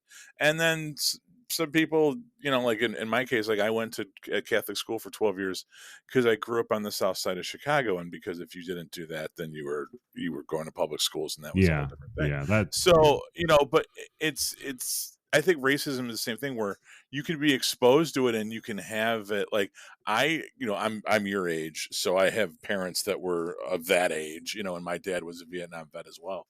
And especially when you're talking about the veterans, I'm sure when he was in the Navy, like he served alongside African Americans. Oh yeah. And he would consider them to this day a vet as a brother, and that's someone that went through hell, and those people bled just like we did. He's probably not talking about them. Right. He's Yeah. talking about those other kinds, right? Yeah. Because there's Right. two different types, and it's weird how they make this distinction, and they kind of write their own rules for it. And I think that Much like that Christianity, Yeah. yeah. right, it's exactly like people's. If you were to take 10 people that consider themselves Christian and Hmm. ask them their core belief systems, you'd Right. probably get 10 different answers, and none of them would be informed directly from the Bible. Fucking Christians don't read the Bible, right? Right. They don't study fucking, texts like that. Most people, for the most part, and we're making broad generalizations here, it's informed by their culture. It's informed by the specific church that they go to. It's informed by their parents. Yeah. So if you're raised racism, if you're raised racist, you can't really you can blame external factors, but it comes to the home. What was their Yeah. home life like? Yeah. The people that go to Marilyn Manson concerts, I think the one thing you all seem to have in common is you had fucked up home lives because you're at a Marilyn Manson concert, Yeah, that's depending true. on what side of the picket line you're on, right? Yeah. But that I think them standing at that concert telling you that you have some kind of tangent connection to Ted Bundy, that has more to do with their parents than any chapter or verse in the Bible. Oh, absolutely. Yeah. But You know, what to me was always puzzling, and you're absolutely right, and it's a very good point. The special pleading of racism and religion are very similar. And I think that for me, the thing that's so puzzling though is like, if you really believe this, like if you really believe there's a God who's going to decide one day whether or not you go to heaven, doesn't that seem like that's the most important thing for you to be right on? Yeah, And I've considered similar things when thinking about aliens actually and UFO. One thing that I brought up on the show before, and I'll bring it up now, is like, if I really believe that aliens exist, mhm, then there's a possibility that I could have a spaceship land in my yard and they ask me to go with them. And mhm, would I go with them?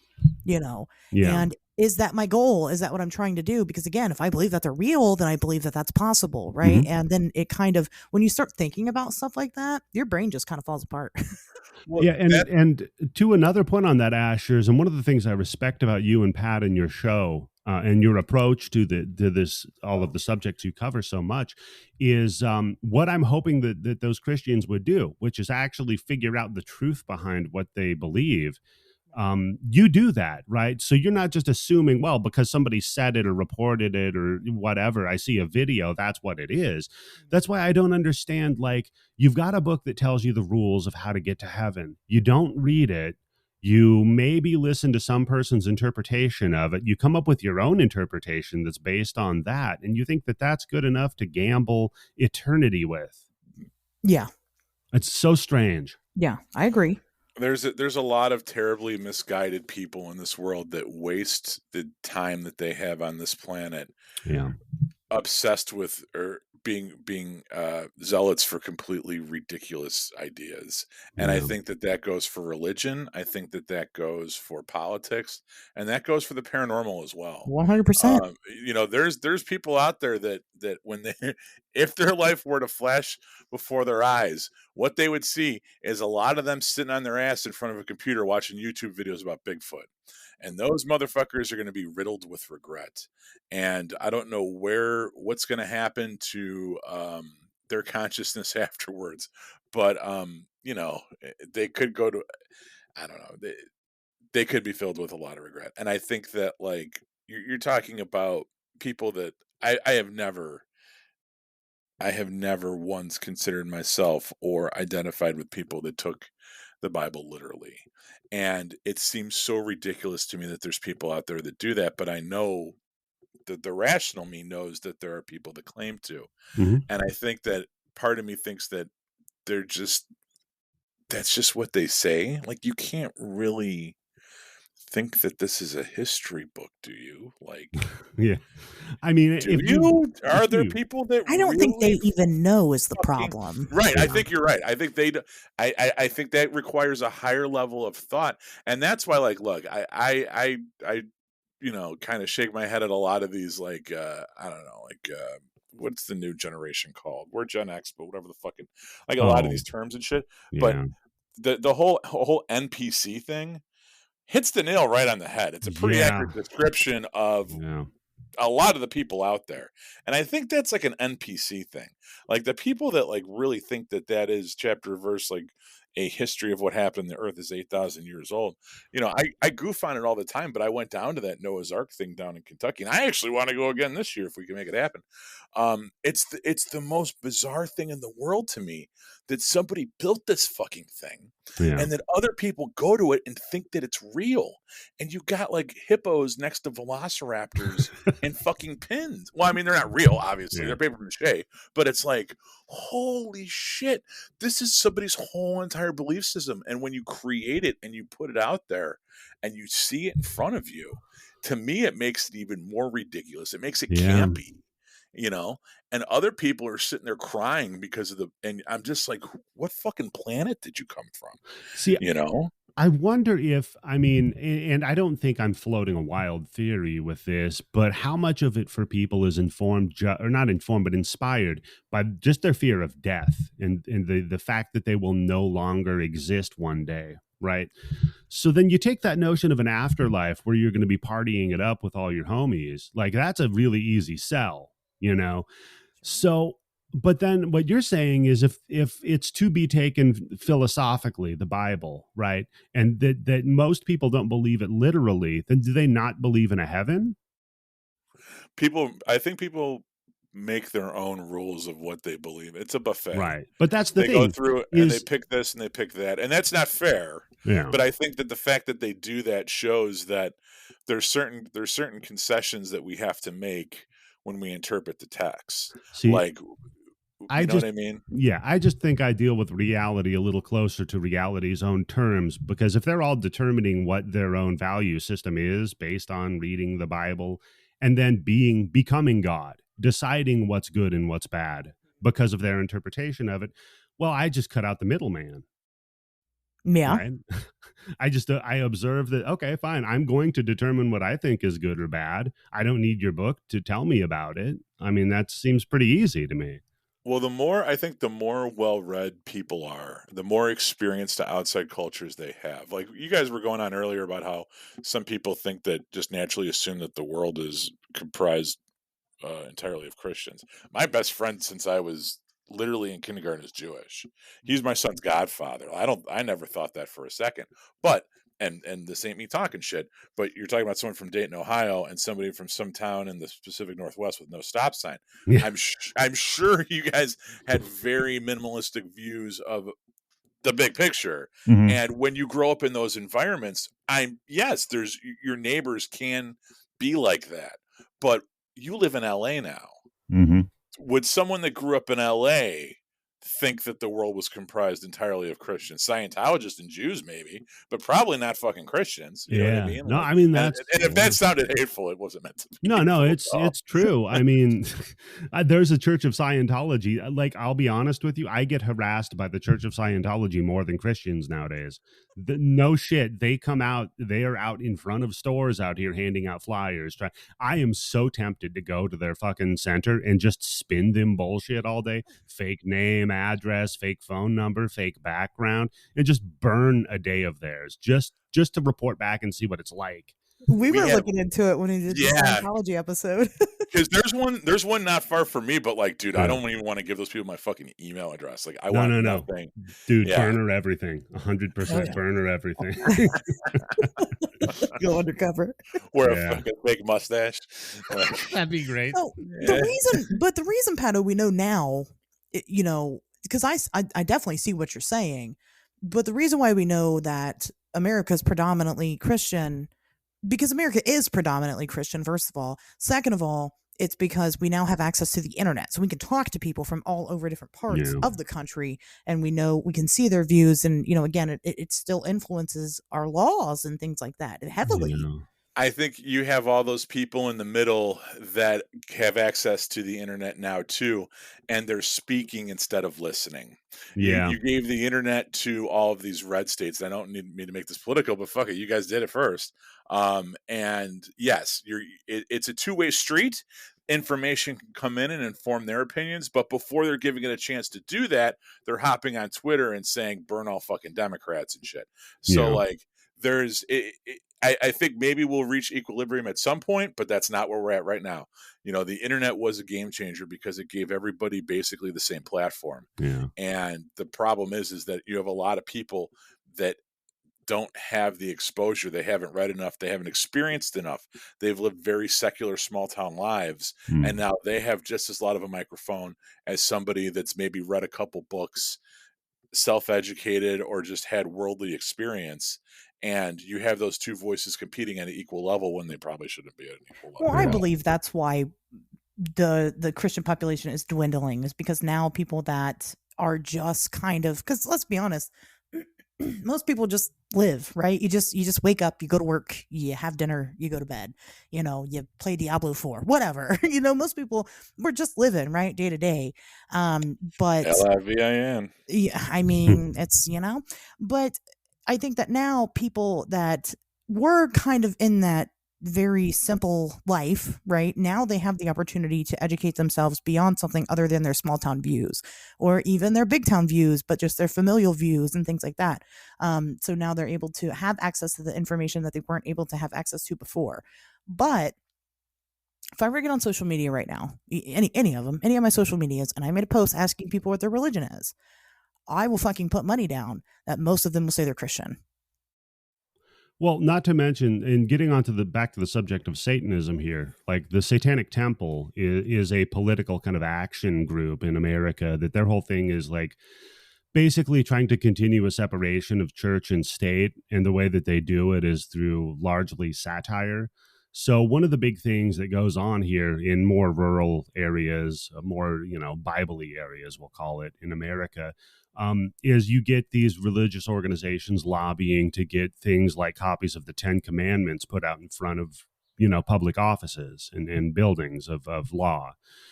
The Satanic Temple, their whole thing is, okay, that's great. We've got a 30-foot statue of Baphomet. Then since we're allowed to put religious iconography in front of public places now, we want to put ours up as well, right next to your 10 Commandments. Now, you don't really see a lot of that coming with Muslim institutions of faith trying to put their things in front of public offices. There's not a lot of like Stars of David being constructed in front of the courthouse. Yeah. Yeah. And when there is stuff like that, there's an outrage from the Christian community. Oh, yeah. Remember when they tried to build a mosque at Ground Zero? If they had said we're building a church at Ground Zero, I think it would have been saluted. Yeah, it would have been done. We would have a church there. Yeah. I mean, that's a part of it. But I think to your point earlier, Asher, is like most people are just trying to live their lives and play Diablo 4.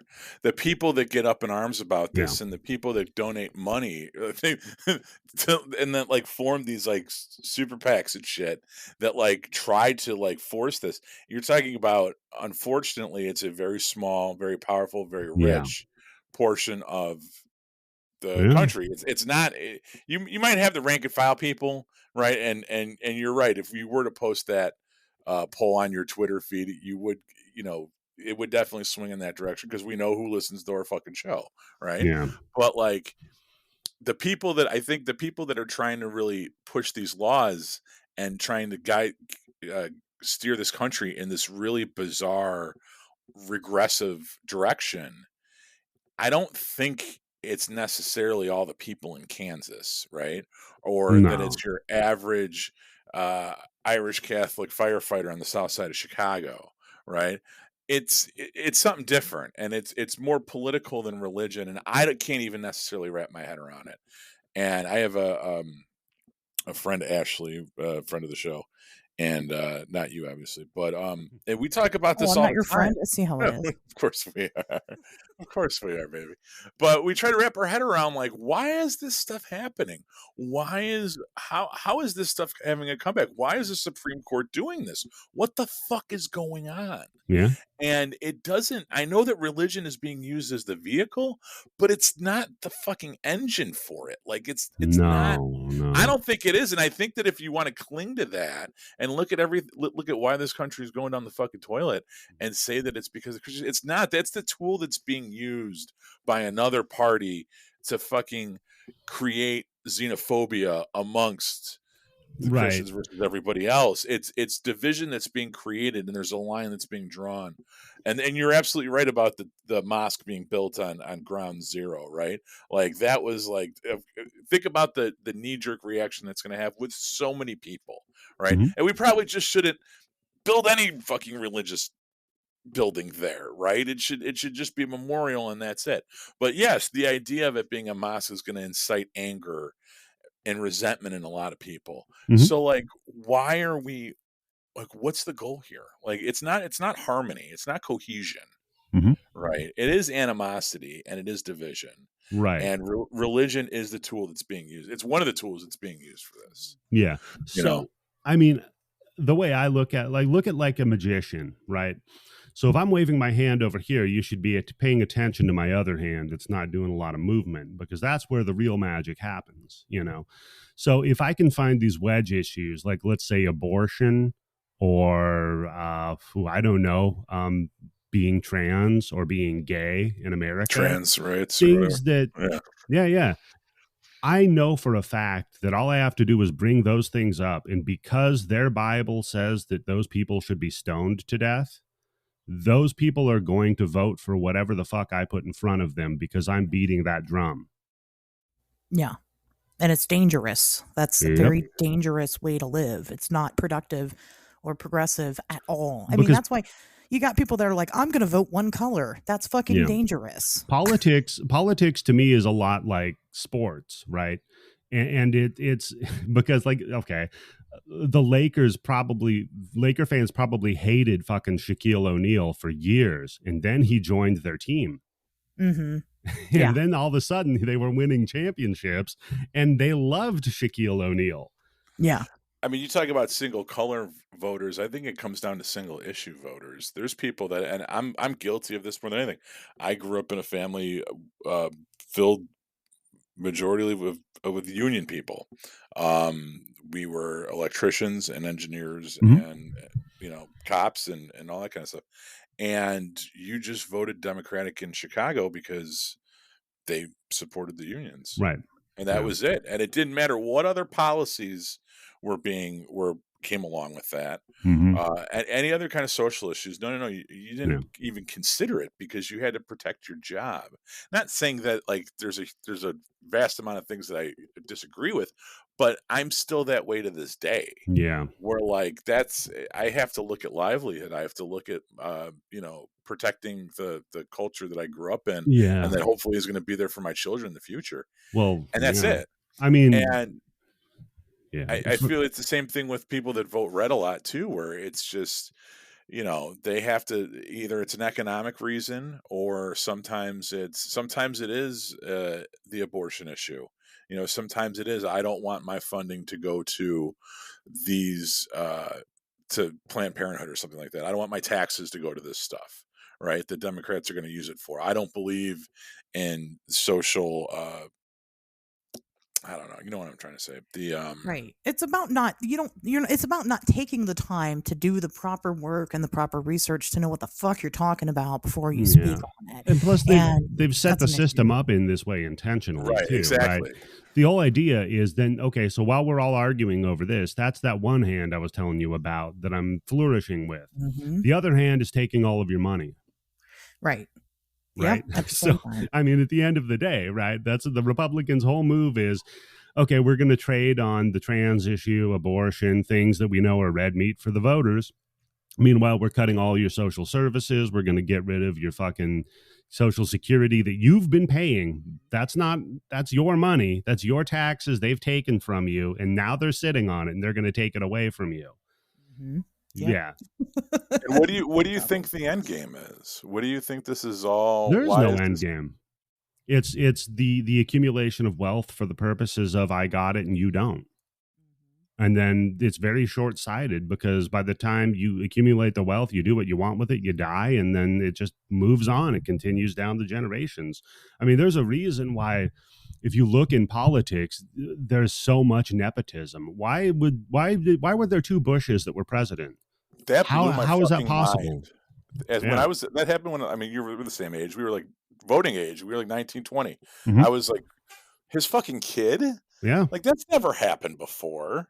Oh, You I know what I mean, mean? just look at the Kennedy family too. I mean, Well, you've got yeah. an No, I know, you're entire right, yeah. family that's nothing but politicians. And it's like, are these really the best people to represent us? Absolutely not. But they can rattle the sabers and they can rouse up a crowd. Politics is a popularity contest. It always has been. I mean, that's what voting is. If you want to solve the issue, stop voting on people and vote on issues. But they'll So never do that. you don't think there's any kind of larger goal to destabilize civilization? You think it's just purely No, about no, no, no, no, a no. handful of people getting paid right now? Well, let me ask you this. Let's say you had a business, right? And in your business, you had 150 employees that were miserable but productive. Would your goal be to destabilize that so that you can get rid of your business and no longer have that income keeping you in a position of power? Right, but if I started cutting their benefits through the HR department, Mhm. right? If I took away their 401k and their health care and then put restrictions on their kids or something like that, or cut daycare or school for their kids and made it harder for them to come to work, Mhm. I'd be doing that anyway. You The reason a lot of well, people right, right. I the mean, reason a lot of people show up to work is the fucking benefits. They need health insurance for their family, yeah. right? So it's like what they're doing. I understand what you're saying. They're trying to make the machine keep running, Mhm. but are they? Yeah, no, they absolutely are. As somebody who's worked for government, that's what they do. The whole point is if we just need to do whatever we can to keep this machine running with the minimal amount of investment from us as possible. If I could figure out a way to only pay my employees $1 a day and offer them no benefits and they kept coming in, do you think I would not do that? Of course I would. The problem is that they have to keep you have to keep reporting to the shareholders that you're making a profit. And the only way that you can do that is by either raising the price of the thing that you're selling or lowering your overhead.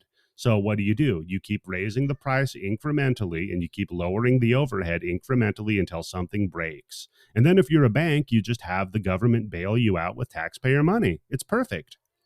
Yeah, but what's going to break is society. Oh, you It's want to not. know what the end game is?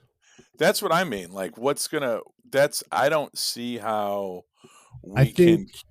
I think it'll end with a whimper, not a bang. I don't think there's going to be some massive inciting revolutionary like event. I just think we'll be slowly ground down to accept whatever fate we're given. Like people always say, like, I'd rather just die at 50, than get really old and all decrepit and everything. And that's not the way it works. You wake up and it's a little harder to get out of bed and then your foot hurts and then your back hurts a little bit. It's like, boiling a frog. You start slow and you just slowly increase the temperature until you realize, fuck, I am old and decrepit. So, but you're in a major city now, right? You're in LA. Mm-hmm. What they make a lot about the homelessness situation out there. Mm-hmm. Is that as bad as it's made Yeah, out it's to be really in the media? bad. So what It's happens when you increase the numbers of those people over time? Right? Because Yep. those are people that are on their own because there's no mental health care, Mm-hmm. right? We don't try to rehabilitate criminals, we just hold them. And now we're not even doing that, Yeah. right? And you got people that are in the lower middle class that are the bottoms dropping out, they can't work, they can't provide for themselves. Mm-hmm. Those numbers are going to increase. How many more people can you have living on the street before fucking something happens? Well, Before either it's a riot or they fucking yeah. storm the gates. That's what I'm talking But about. you don't, those numbers don't really increase, Pat, because guess what? Those people go homeless and then they die on the street. So Yep. the numbers kind of stay the same. Yeah. I don't think they're really It's worried about a homeless uprising. I mean, they're barely worried about everybody with guns doing an uprising. And that's true. Why do you think we've militarized the police? I mean, Yeah. go ahead and try to start a riot, see what happens. It's like I said with Occupy. When Occupy went down, the cops didn't really take them very seriously. But if you put every one of those people in Occupy in the same uniform, there would have been boots on faces. Yeah. Yeah, that's true.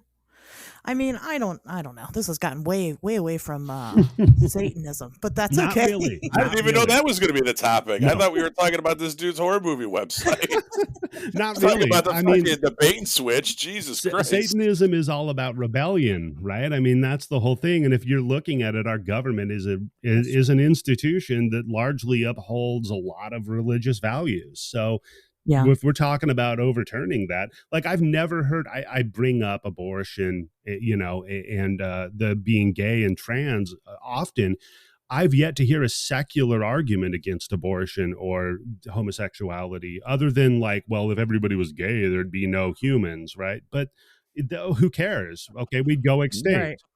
That's not We an suck argument. anyway. We'd just So be why are you going to gone. force people to be parents that don't want to be parents? Like, Jesus Well, Christ. so that's kind of there's a conspiracy behind that they took away the Roe versus Wade situation because nowadays we have, well, guess what, we have a culture that is starting to recognize that we're worth a little bit more, right? We should be allowed to make a living wage whether we go to school or not, and we should demand those things. And if we don't demand those things, well, there's so many other companies out there, we can go to a new company that does so, and that we are having less and less babies.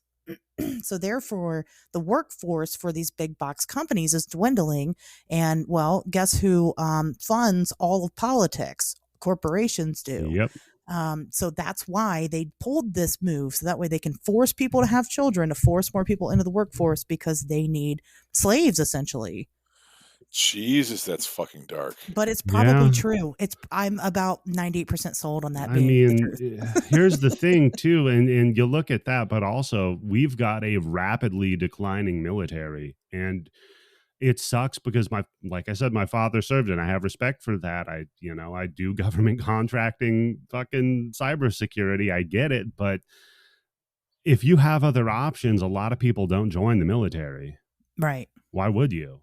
Right. I Exactly. mean, of course, to support your country, absolutely, I get that. In a time of a justifiable war, that absolutely makes sense. But we don't Mhm. have that, right? No, Well, no. just like your father, Eddie, probably joined because guess what? Look at the opportunities that he had in front Yeah. of him. He didn't have very many, so I he mean, you have took a it because you have a that's the best option. 13-year-old oiling parts at Ford Right. Motor Company. He used to have to. He would talk about. I made fun of him for it, but on his way home, he walked through a farm and he'd shoot a pheasant for dinner to bring home. And I was like, "Oh, my fancy dad eating fucking pheasant every night. Look at you, lottie da, big fancy boy over here."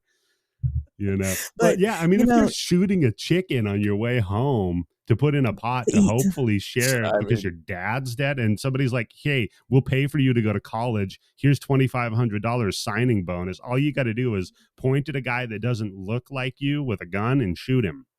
I mean, come you're on. already shooting pheasants. I mean, I think that's a testament to open carry right there, right? Because then you don't have to hit the drive-through on the way Mm. home. You just See, fucking you're hitting me in a bad spot though, because while I might be the liberal Satanist, I also like guns, but We like guns here too, as yeah, as yeah. liberal. I don't know. I'm not a Satanist. That's one thing that I tell people is that I don't care. You can call me a Satanist Yeah. if you want to. Some people do, because I'm I a mean, witch. But to me, that's not yeah. religion. That's a lifestyle choice rather than and it's Mhm. spirituality and religion aren't the same thing. But I don't really give a shit. Like, it's not my job to tell anybody what happens when you die. It's not up to me to decide what happens when I die. It's just going to happen, and whatever Mhm. happens happens. And I think that getting lost in the sauce here of all religion, and I think that a lot of Satanists do believe in this, is that, at the end of the day, whatever it is you choose from, whatever divinity you decide is the one, they're all pretty much the same thing. It's just a code of honor to live your life by, that hopefully one day you get some type of salvation, because let's be honest, living kind of sucks sometimes, and, we hope for better. Yeah, and in the world of we call it atheistic Satanism, but in that world, there what you're talking about is dubbed secular humanism, and that is basically like an ethos or an idea of morality that is to best benefit everybody, really, right? I mean, and I boil it down really easily to just don't hurt anybody who doesn't want to be hurt, right? That's a pretty easy Yeah. rule. You don't need Yeah. 2 tablets to write it on. you Yeah. know Well, uh, and that's my thing about being an American, is that right there in the Constitution, it says that we are due, life, liberty, and the pursuit of happiness. And mhm. so your shit shouldn't impose on somebody else. And I think it's crazy to me that it's not that simple, because it should be. Yeah, well, they really bit off more than they could chew when they overturned Roe v. Wade. They really fucked that one up because Yeah. it militarized. It motivated a lot of people to vote who might not have otherwise voted. That's very true. That's very true. And I think that we should, move towards that. I mean, it's like I said, it's wild to me that anybody should have precedence over any one person at all. Whatever it is you choose to do with yourself and your life and your what, I don't give a fuck as long as you're not hurting anybody else doing so. Well, but the only argument then they have is that you're hurting the baby, which I mean, that's loaded language. I understand that. I'm playing devil's advocate, ironically. You know, that used to be a position in the church. Really? Devil's advocate. Yeah, there was a person whose job it was whenever they were electing a new pope, because the pope that we see is the Pope of the Vatican City. There's a bunch of popes. It's just a title, right? But the dude's job was to be like, yeah, that pope, I don't know if he should be pope. I think his faith is too weak, and your job was to poke holes in them electing a pope. That's the devil's advocate. Why'd they get rid of it? It was wildly unpopular, and nobody wanted to be that person. Well, which is funny too, because Satan, again, I mean, that was just the doubter. That's the word Satan is translated from Hebrew to mean the doubter. He was God's person who was basically the DA, right? He was like, yeah, this person's guilty. God, get him. So, but yeah, I mean, that's the thing is to play devil's advocate with the whole controlling of the people and abortion and everything. Like they believe that they espouse to believe that you're harming a human when you get an abortion, which the only way I can see logically that follows is if you believe in the Bible, which is that you're harming a person, even though we agree that it's not. The Bible to them would say it, even though it never addresses abortion. Well, the Bible does address when life starts, and it says at the first breath. So even then, it doesn't make any sense because it's not a person until it breathes, and it's not breathing in the womb. So that's, I don't know, dude. That's what it says. It's not in that context, though. That's what I'm saying. People that use that as some kind of justification, like, do you have any idea, like, how much of a fucking stretch that is? Not to mention all the different interpretations and versions that you're cherry picking. Yeah. If you try to use that as a justification for the beginning of life, like, that's, I don't know. And it's so great you brought up the woman on the plane earlier too, Ashers, and I'll tie it back to that, because in your community of the supernatural or the spooky, anybody that watches that, whatever their agenda is, that's what they see in it. So it's an alien bias. If you're an alien right, exactly, right? Yeah. And that's the Bible. It's the big book of multiple choice. You read it, you interpret it however you want, whatever your lens is. You're like, okay, well, that's what it says clearly, and then you move forward. The problem is we make laws based around it. Right. That absolutely. So being somebody who is well, I think it's interesting with Satanism and how, especially modern day Satanism, now we know it's not people sacrificing babies and kitty cats and, sucking out children's adrenochrome or whatever. We know that. And I think most people know that. I think that subconsciously people take issue with Satanism, not because of what's on the surface there of what they've been told what Satanism is, but because what it actually is an inward look at yourself and keeping yourself in check and, kind of lots of growth and people hate that shit. Oh, yeah. Well, I think it also, listen, both sides of the coin have PR problems, right?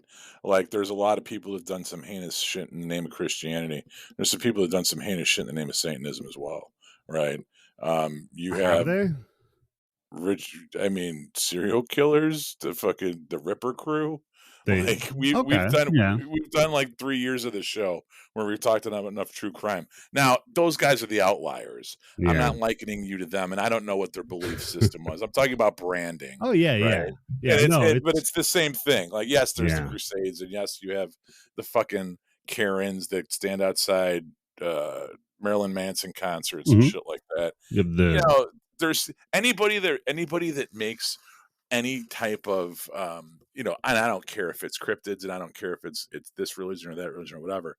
If they make that their entire identity, they're probably a little fucking off. I mean, if we want to go toe to toe, if Christians want to go toe to toe with like numbers, man, We can Well, go the yeah, Spanish Inquisition, the you can. Crusades, the Dark Ages, the witch trials, current day. I mean, You couldn't do the math accurately because we don't know in total how many Christians there've been over the history of mankind versus how many yeah, Satanists, and then you'd have to break down yeah. what percentage of what. No, I Well, understand what you're saying. You're mm, drawing from a way bigger pool, though, right. so you're Yeah, gonna yeah. have they're gonna put up better And numbers, but can I tell you right now too, Pat, that I appreciate your acknowledging of the PR problem, but for me, that's part of it. Like that's the solution. If I just came out and I was like, "Hey, I'm an atheist," which I am, people are like, "Okay, that's cool. You're one of those boring guys on Reddit." Right. So that Sure. there's no conversation that comes from that. If I come out and I say, "Hey, I'm a Satanist," now I'm on a podcast and there's a lot of people listening to my philosophy. That's true. I'm an Alkaline Trio fan, so I this is the same technique Matt Skiba used for a very long time to get interest in the band. Matt Satanism? Skiba, no Satanism. Oh yeah, yeah. He used to advertise himself as a card carrying member of the Satanic Church, and he would have a card that he would pull out and show people. Mhm. And Alkaline Trio were supposed to be like this Chicago punk band, and Yeah, they it's a weren't good really. move. I mean, it The worked only, for him, the you only know. problem is you have to have like the banter and the bullshit to back it up. If you just say that and then you can't go out there and kind of dice it up with people a little bit, doesn't work. I mean, because look at this whole conversation. How many times have we actually talked about Satan? A little bit, but not See, I much. did it. I got you. I Yeah, you tricked you. did it. You did it. Damn it, Eddie. No, I mean, but it all does wrap back to Satanism because, again, I mean, if you really believe there's a devil, like theistically Satanist, then you have to believe there's a God. So why wouldn't you worship that God? Like it doesn't logically Yeah, make Right. sense, it's right? paradoxical. Right. It's more about to me like because a lot of atheists will be kind of have the let's all live in harmony idea of like, well, they believe what they believe, I believe what I believe, and we all go about our merry way. And then Roe v. Wade gets overturned because we've Right. not been arguing with them and we haven't had conversations in the public square for people to listen to what they really fucking believe. Yeah. I agree with that. Well, and yeah, and I agree with that. And it goes back to again being the root issue of it all is that they themselves don't know because they haven't inwardly done the work to figure that out. Yeah, and this is, I think, it comes down to self-exploration. Is the only way that you're really going to reach enlightenment is that you have to listen to what other people have to say. You have to think about it, Mm. but you don't take anyone's word for anything. You have to come up with your own solution. You have to come up with your own religion, or lack of religion, or whatever. You know what I mean? Fuck, are we all Skepticism. saying that Buddhism is the only true religion at this point? Is that what's going on? Buddhism's pretty good. I'm more. I if I had to pick one, I'd go Taoist. That's Okay, fair. really Yeah. solid because That's pretty you solid. really don't have to have much going on super to go with Taoism. Yeah, no, I totally, Pat. I think you nailed it, man. It's all about skepticism, right? The problem though is that when you have religion, oftentimes it espouses this virtue called faith, which is your ability to believe something contrary to all of the evidence. So you're setting everybody up for failure by beating into them that that's a great idea. I mean, I- the Garden of Eden, the allegory of that is literally do not partake of the knowledge of what is good and evil, otherwise you will damn all of mankind. But the Garden of Eden wasn't real. No, the allegory of the Garden of Eden. Yeah, well, I don't know what point they were trying to make. That shit wasn't real. I think. Well, no, You know? I know exactly what point they were making. When you start your book off with "bitch, don't question what I tell you, or you're fucked," Right. what follows is now listen. That's true. Well, before we even got to that point, the Earth was created. Everything was created in 7 days. We know that's not true. So Yeah, already, it's kind of like right. it's suspect before it even gets to that point. I mean, I always just treated that as that's all metaphor, and you take from it what you will. Mm-hmm. And I think that there's definitely there's a reason that there's two books to it, the Old Testament and New Testament, because you do have the Old Testament paves the way for the New, but that's true.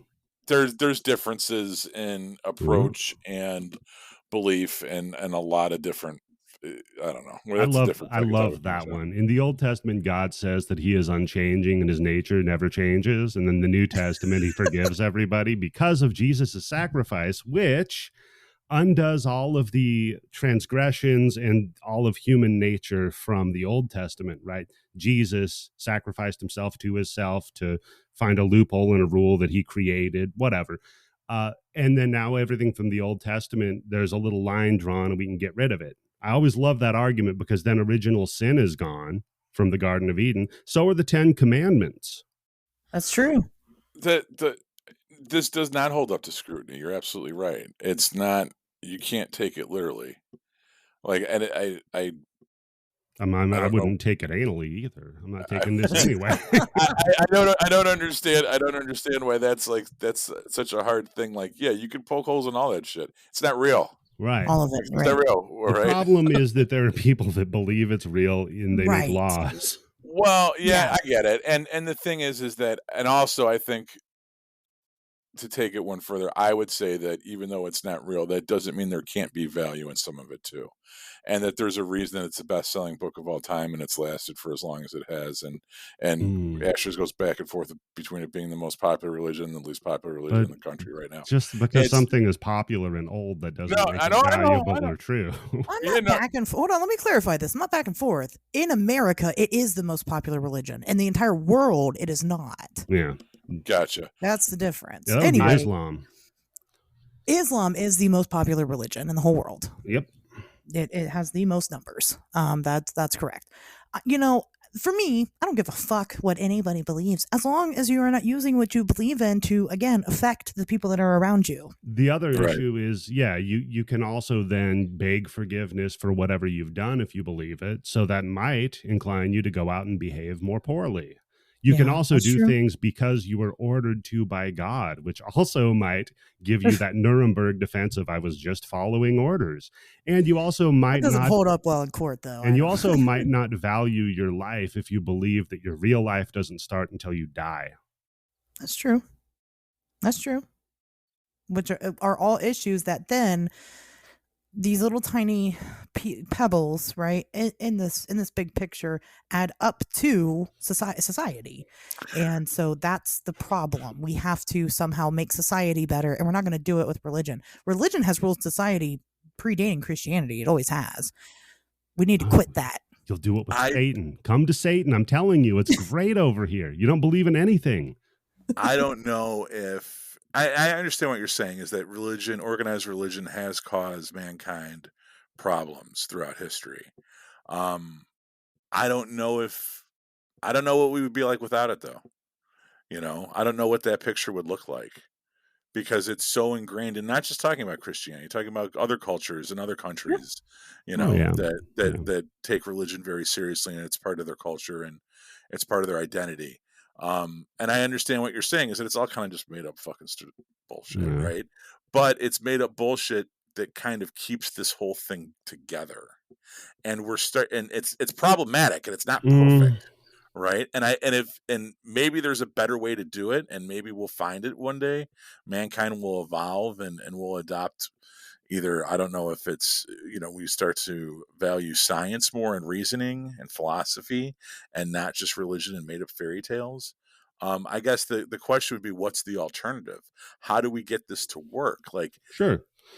So, you look at the 10 Commandments and it's like, or the book of Leviticus, and you want to talk about all the laws that are in the Bible, right? Deuteronomy, Leviticus, stuff like that, where that's where the people bring up, where it calls men shouldn't sleep with each other and stuff like that. And basically, but really what it's saying is don't rape other men. It's not saying that you can't have consensual homosexual relationships. It's don't lie with a man as if he was a woman. Like don't fuck somebody into the dirt that doesn't want to be fucked like that. Right? But you should fuck a woman that way. Right. Is that women getting raped is fine. Yeah. Amen. Hey, it is. If you read your Bible and go to use that for your moral center, and that's what we build our society on, then if you rape a woman, all you got to do is give her dad a number of gold coins and marry her. You cannot blame Judaism or Christianity for the patriarchy. This is just the way the fucking world worked for a very long time. No, every religion is patriarchal. That is absolutely true. Right. But I think that we persist in spite of religion. I think everybody going through that book and crossing out the things about like not only endorsing slavery, but giving like the rules of it, of how you're supposed to do it. I think we've kind of moved past that to the point where they even argue that it's actually not really in the Bible. And those were just the rules that God had at the time. So, okay, so God was cool about slavery. How come he never said anything about not having slaves? Ever. Right. No, Right. instead he just gave rules. And in the New Testament, even said, Jesus even ordered Paul that the slaves should be obedient to their masters, even the cruel ones. I think that the answer, Pat's like, well, what do we do now? Well, okay, the answer is to curate empathy.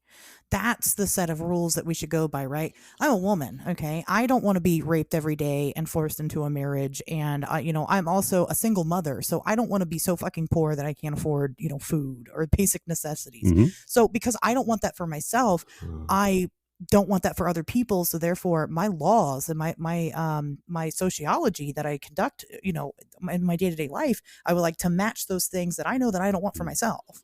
Well, And there's a really easy solution for you to get all of those things and more. All you have to do is pray. That couldn't hurt, right? Just well, pray. Just give what it they up to say. God. Give up control of your life to God. Don't actually try to make it better. Just Thoughts pray. and That couldn't prayers. hurt Yeah. anything. Yeah. Thoughts and prayers are worth much more than any human life. We've come to find out, apparently. No, the best part about them, though, Ashers, is that they just work. They just do. Yeah. There's no science. They did a study that if they found people that were basically chronically ill and going to die, and they tested the power of prayer, if that people were praying for them, they did a double blind on it. So one person, they were told no one's praying for you. The other person was told people are praying for you, right? And by the metrics were that the people that thought they were being prayed for did worse. Oh, wow. Their outcomes were worse. Yeah, well, because they're probably like, because oh, they were stressed out. Like, God's got my back. I don't have to Yeah. work to fight this. That's It's like true. put him on a ventilator. Yeah. So that's the secret of, that's what I say. It's a secret of the law of attraction is actually that, you put it out into the universe and you get it back, right? Well, it does work. But the reason why it works is because you put yourself into a specific positive headspace. So therefore you are more inclined to work at it also.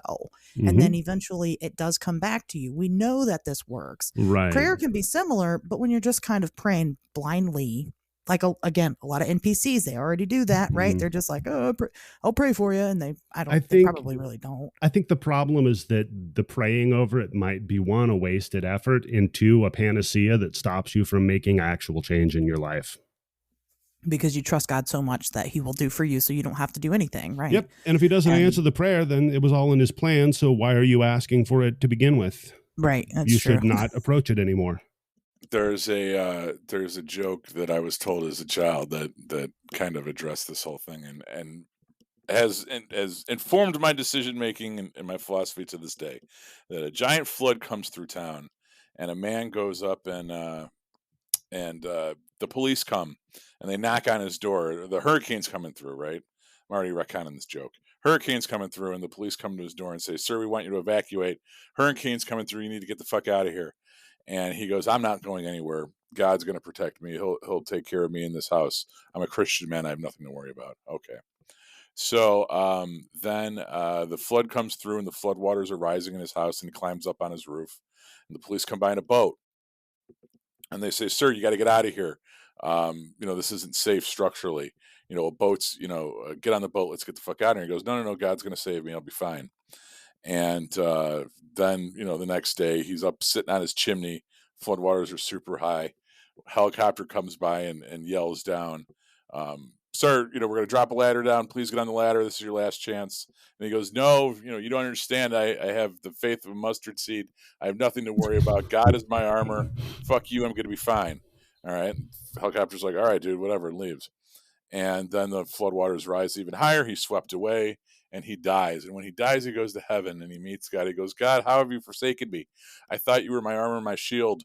You were supposed to protect me." God goes, "What the fuck are you talking about? I sent a cop, a boat, and a helicopter to get you the fuck out of there. What are you doing?" And that is, I think that is my defense of Christianity in a nutshell. There you go. I want to. That's my TED Talk. Welcome to it. That'd be nice, man, to get all the credit and none of the blame. I wish I want was to go God. back to the. I want to go back to the study that Eddie was talking about, because what that implies to me, the conclusion that I jumped to, is that you're saying that, first of all, I believe that 100% happened. It's so unethical. I believe science did it. Of course, yeah. Because that's fucked up. I'm dying. Tell me that nobody's praying for me. But what I find even better is the people that were told that they weren't being prayed for, the reason why they did better is probably because of fucking vengeance. Because let me tell you, vengeance will get you everywhere. Oh yeah, just go spite. Yeah. Spite. There you go. So if you're going to have a God, it should be spite. It should be spite, yeah, and of listening everything. To the lamentations of the widows of your victims. Let me tell you, every time I've had a breakup, it's only made me a better person. Okay, that's true. Yeah, strictly out of spite, So that's the most, a lot of people say love's the most powerful feeling in the world. No, it's spite. Agreed. So I think that's hilarious. Well, oh my gosh. As much as we can continue this conversation, I do have one more question before we bow out, because I'm just genuinely curious. What about aliens? Where does that fall into? Does it have any bearing on being a Satanist, or, I mean, what? What are my thoughts on aliens? Yeah. I mean, just playing the laws of large numbers, like with the infinite expanse of the universe, we have no fucking idea, and I think it would be really, really presumptive to think we're the only intelligence that exists in the universe. Will we ever bump into them? Have we ever bumped into them? Maybe not. I think that's less likely. As far as that informs like Satanism necessarily, I've heard the rumors floated that we're all just some big alien experiment and that God is the alien or whatever. I like that theory. That's fun, Yeah, sure. I guess I don't know who Satan would be in that equation, though, and if he would be as cool as my Satan is. It would probably be, I don't know. I'm trying to think of some ridiculous alien. Yeah, maybe one of the old, be that giant dicked alien guy we had on the show, Pat. I think he would be the god of all. Remember when aliens were giant robots back in the day, the big metal men? Maybe one of those aliens would be Satan. That'd be cool. A big robot alien. Oh, interesting. I just like to think about it because I feel like aliens and religion don't go well together mostly, right? Usually that's one of our things, right? If that's why the government hides them, because if we proved aliens existed, then it would topple religion. I mean, the Earth rotating around the sun doesn't really comport with religion. So no, right. Let's not talk about space. That's even more complicated. Fair enough. Fair enough. I mean, the Bible says that he put a firmament over the sky, and that's... Does it say that? Separates the earth. Yeah, flat Earth. The flat Earth people, they start quoting the Bible, and they, that's their interpretation. I love you want to take people. Fucking. I do too. That's my new hobby. Them and Hollow Earth people are the best. Oh, Hollow Earth is a little bit cool. It's a little bit more sci-fi. Yeah. It's a little more rapey. But because there's all the Deros and shit down there that like to torture Earth women. But flat Earth, I mean, as long as it's consensual. That's the origin of dad jokes, by the way, is torturing Earth women. Oh God. See? I believe that. I just gained power from that. You just became 1 point more manly. Whenever I hear a woman go like, ugh, it's something I've said, right. it powers me, it fuels me. Gives you a boner each time. Like, yes. I have not agreed with you more than during this podcast than right now. Well, that's good. We could see eye to eye on something. Of course. Wow, I'm glad you guys can bond over your patriarchy. Great. Terrible. Pato, did you have any more questions, or? All mine were movie related. Like, yeah, go for it, buddy. If you're offered $100,000 to recite 90% of a movie, which one could you do? Begotten. I love that question, and I just want to hear what everyone's answer is. Yeah, Begotten. There are no words in that movie. Oh, okay. In reality, though, probably I could recite all of the words from Fight Club, but I swear to you, I'm not an MMA bro. I actually understood the movie. Uh, that is a fantastic movie. We're going to be covering soon, and it's one of my favorites. For Action Yeah. Month? Yeah, for Action Month. Other Awesome. than that, maybe Tales from the Crypt Demon Knight. It's campy, but I love it. Oh, I just saw it. A buddy of mine hosted a screening of it just recently. Oh, I love and it. I rewatched it. Yeah. We interviewed it holds up. Al Katz, A.L. Katz. He was one of the writers on the Tales from the Crypt series. We had him on the show to talk about Demon Knight. Fantastic. Cool. Do you want me to answer that question? Yeah. Oh God. Oh my God. Are you ready to embarrass me in front of everybody? Mine would be Pootie Tang. That's a good movie. What a time. 1000%. Yep. It would be Pootie Tang. Underrated. In my early 20s, my early written 20s. by Louis C.K. too.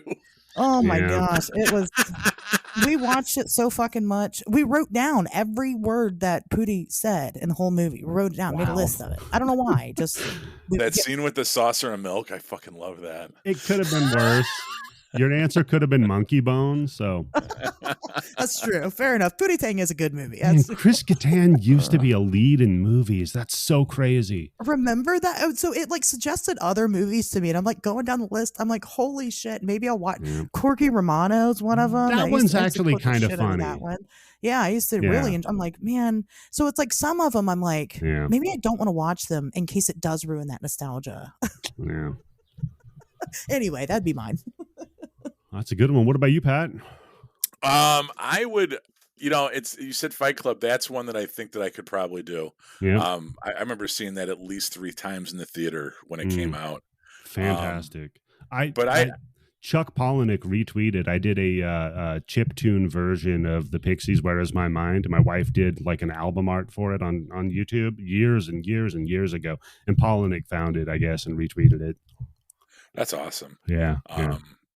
I loved his books too. I haven't read everything current, but like Survivor, Invisible Monsters. Oh God, yeah. Lullaby, Haunted. Lullaby's fantastic. The story about the guy that just builds the miniature house, furniture and houses, and then crushes it so reminds me of my obsession with like cooking food, because you put all this effort, time, and artistry into this thing, and then you just destroy it. And there's something so cathartic about that for me.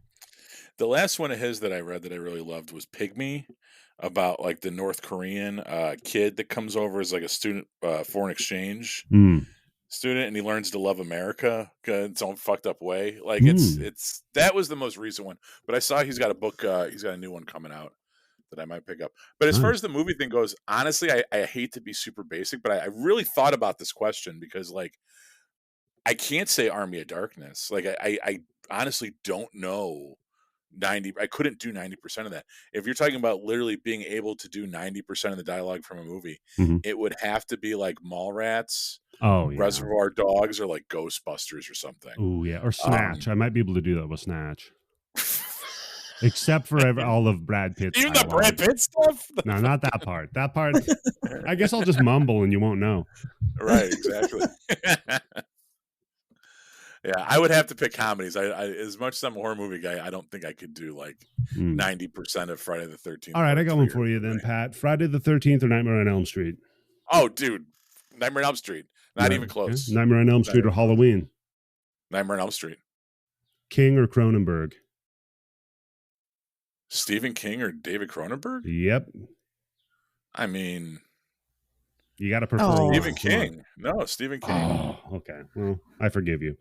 I mean, the look at the Dark Tower books, or all the coked up Bachman stuff. I mean, I'm with you on the coked up Bachman stuff. You give me Running Man or Maximum Overdrive, and I am sold.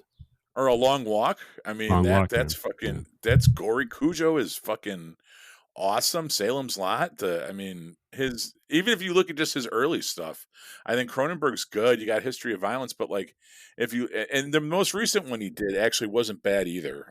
Loved that one, Crimes of the Future. I gotta go Videodrome if I'm going Cronenberg, man. Love that movie.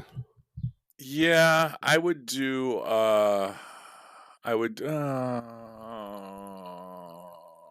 just gonna say Crash. Fuck you. Mine's The Fly. The Fly? Oh, man. Oh, yeah. So good. So good. That was one of my favorite episodes, too. We Doing the covered fly. we've covered like everything Cronenberg. Okay, one real quick then for Asher's. What about you? Let's go same thing. Friday the 13th or Nightmare on Elm Street. Nightmare on Elm Street. Oh, Nightmare or Halloween. Nightmare. Wow, Nightmare or Terrifier. Ooh, the first Terrifier. Is that what we're comparing it to? Dealer's choice. Oh, because if you're comparing it to 2, I gotta go Terrifier. But if you're comparing it to the first one to Nightmare, I gotta go with Freddy. Gotcha. I like his jokes. Yeah. I like goofballs. We talked about this at the beginning of the show. yeah. There you go. See, I would put Nightmare 2 on my top 10 films of all time. Nightmare 2. Nightmare 2. Wow. Yes. Fantastic. Wow. Fantastic. I love it. I love what they did with it. It's a big fucking swing. And I like what they did with 3 and 4, and the new Nightmare I think is beautiful in its own right. But like to make that movie, yeah, like fuck yeah, man. Yeah, they went for it. Oh yeah, they should have kept doing stuff like that. Yeah, agreed. I didn't appreciate it until it was much older. Initially, when I first started getting into horror movies, I was like, "What the fuck is this?" I didn't understand what was going on at the time. I hated it. I was like, "This is terrible." It's a bit much up front, but you get a couple of years on. You get past the age of reason, which I think is 25, and you're good. Yeah, and I was like, "Oh, okay, I get it now." It took a while, but no, I don't know. I like Freddy. He's he's fun. He makes it fun, and I even like him better. Like Chucky's kind of fun too, but I still like Freddy better. Well, I think because you're dealing with dream logic, you can do just about anything. Jason Voorhees is just going to chase you. That's it. And maybe he's going to kill you in some inventive way, but it's always going to be melee. It's going to be brutal. It's just going to be whatever. With Freddy, you can get like Family Guy joke kills. Yeah. Yeah. It's fun, and when it comes to Michael Myers, I mean, I'm not going to say I'm not a Halloween fan. I am, but I don't like him as much as other people do. Yeah. And honestly, my favorite Halloween movie to date now is it's Halloween Kills. Oof. For sure. Because guess what? I just want to see Michael Myers kill a bunch of fucking people. And that's exactly what it is. That's fair. I could just watch the murder scenes. You can cut everything else out. And, let's be real. Big John and Little John are the best fucking characters of any movie fucking ever. So. Okay. How about one last one for both of you? I'll start with you, Pat. Slow or fast zombies? Wow. That's a tough one.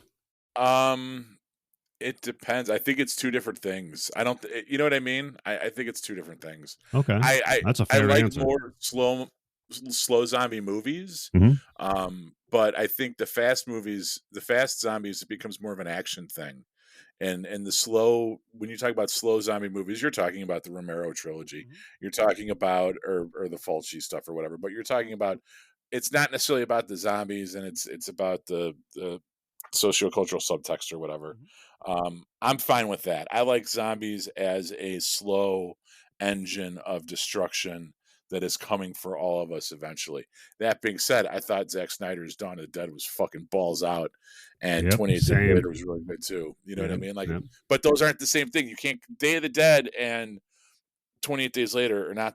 No, I mean they both deal with the military industrial complex and zombies and shit, but like, it's just fucking different. Yeah, one of them, zombies, is kind of the window dressing. It's the just external pressure that's always present. Where the other, the fast zombies, it's like a real threat. It's a big problem. Yeah. What about you, Ashers? Slow or fast? Yeah, I agree with everything that you guys just said. I think it just depends on the circumstances. Night of the Living Dead is one of the most effective movies that I think I've ever seen. And, it doesn't have anything to do with the zombies, right? Really. But on the flip side of that, you're right. Fast zombies are an actual threat. And, that definitely makes for good adrenaline while you're watching the movie. So I don't know. That's hard. That's a hard one. I like a lot of things being killed. So I'm going to go with fast. There you go. Yeah, you know what? I'm with you guys. I think, slow zombie people, fast zombie people, let's all come together. All of us, yeah. We're just zombie people at the end of the day. Make them both a threat. Maybe maybe in like the smaller towns, you got a bunch of slower zombies, and then once they get to the big city, these zombies are more advanced. They're a bunch of maybe like if Yeah. you're at an like you start off at like a retirement home, so obviously those zombies are slow, Yeah. right? So And then you end up at a nightclub, right? you've got the retirement villages in Florida zombies. Yeah, They're like your Romeros, and then everywhere else you've got your like the sadness zombies. yeah. So I like both. All right. Did you have more questions? I didn't want to railroad over your questions. I think there's No, that was it. No. Okay. Well, Eddie, where can everybody find you? Oh man. So you can find me, my friend Tim Yobo. What's her name? Oh yeah, Candace. Candace is also on there on occasion. You can find us at the Bloody Bits Horror Show. It is a podcast that covers everything horror, not just movies, and everything that's not horror, also movies, but not horror, when we do action months. If you want to listen to me and some guy that sounds like Raphael from the Ninja Turtles, I guess is the best way to describe. And then I don't know, I've never watched Arthur, but the like little nerdy annoying sister, that would be Candace in my mind from that cartoon. If you want to listen to us talk about horror movies, just go to bloodybits.com. And yeah, if you want to, like Asher's teased, get access to the Blood Bank, which is our streaming service with over 6,000 movies. That's not even counting TV shows. Just go to patreon.com/bloodybits. And we do eventually have reservations to do Human Centipede. Yes, we're doing an entire month of Centipede. So you don't want to miss that. So you definitely want to get caught up, much like I did. I just finished the library. Oh, okay, hold on. I just finished the library of movies that I've seen. I haven't gone through movies that I haven't seen yet, but okay. I am. That's my next step. And then it gives me a chance to watch all these movies that I haven't seen. So I've only heard about half the episodes, but still. Yep. Everything we cover is on the Blood Bank. So, and it makes it easy. So, yeah, definitely guys check out Eddie. And, I mean, you know where to find us. So, and we'll see you guys back here next Wednesday.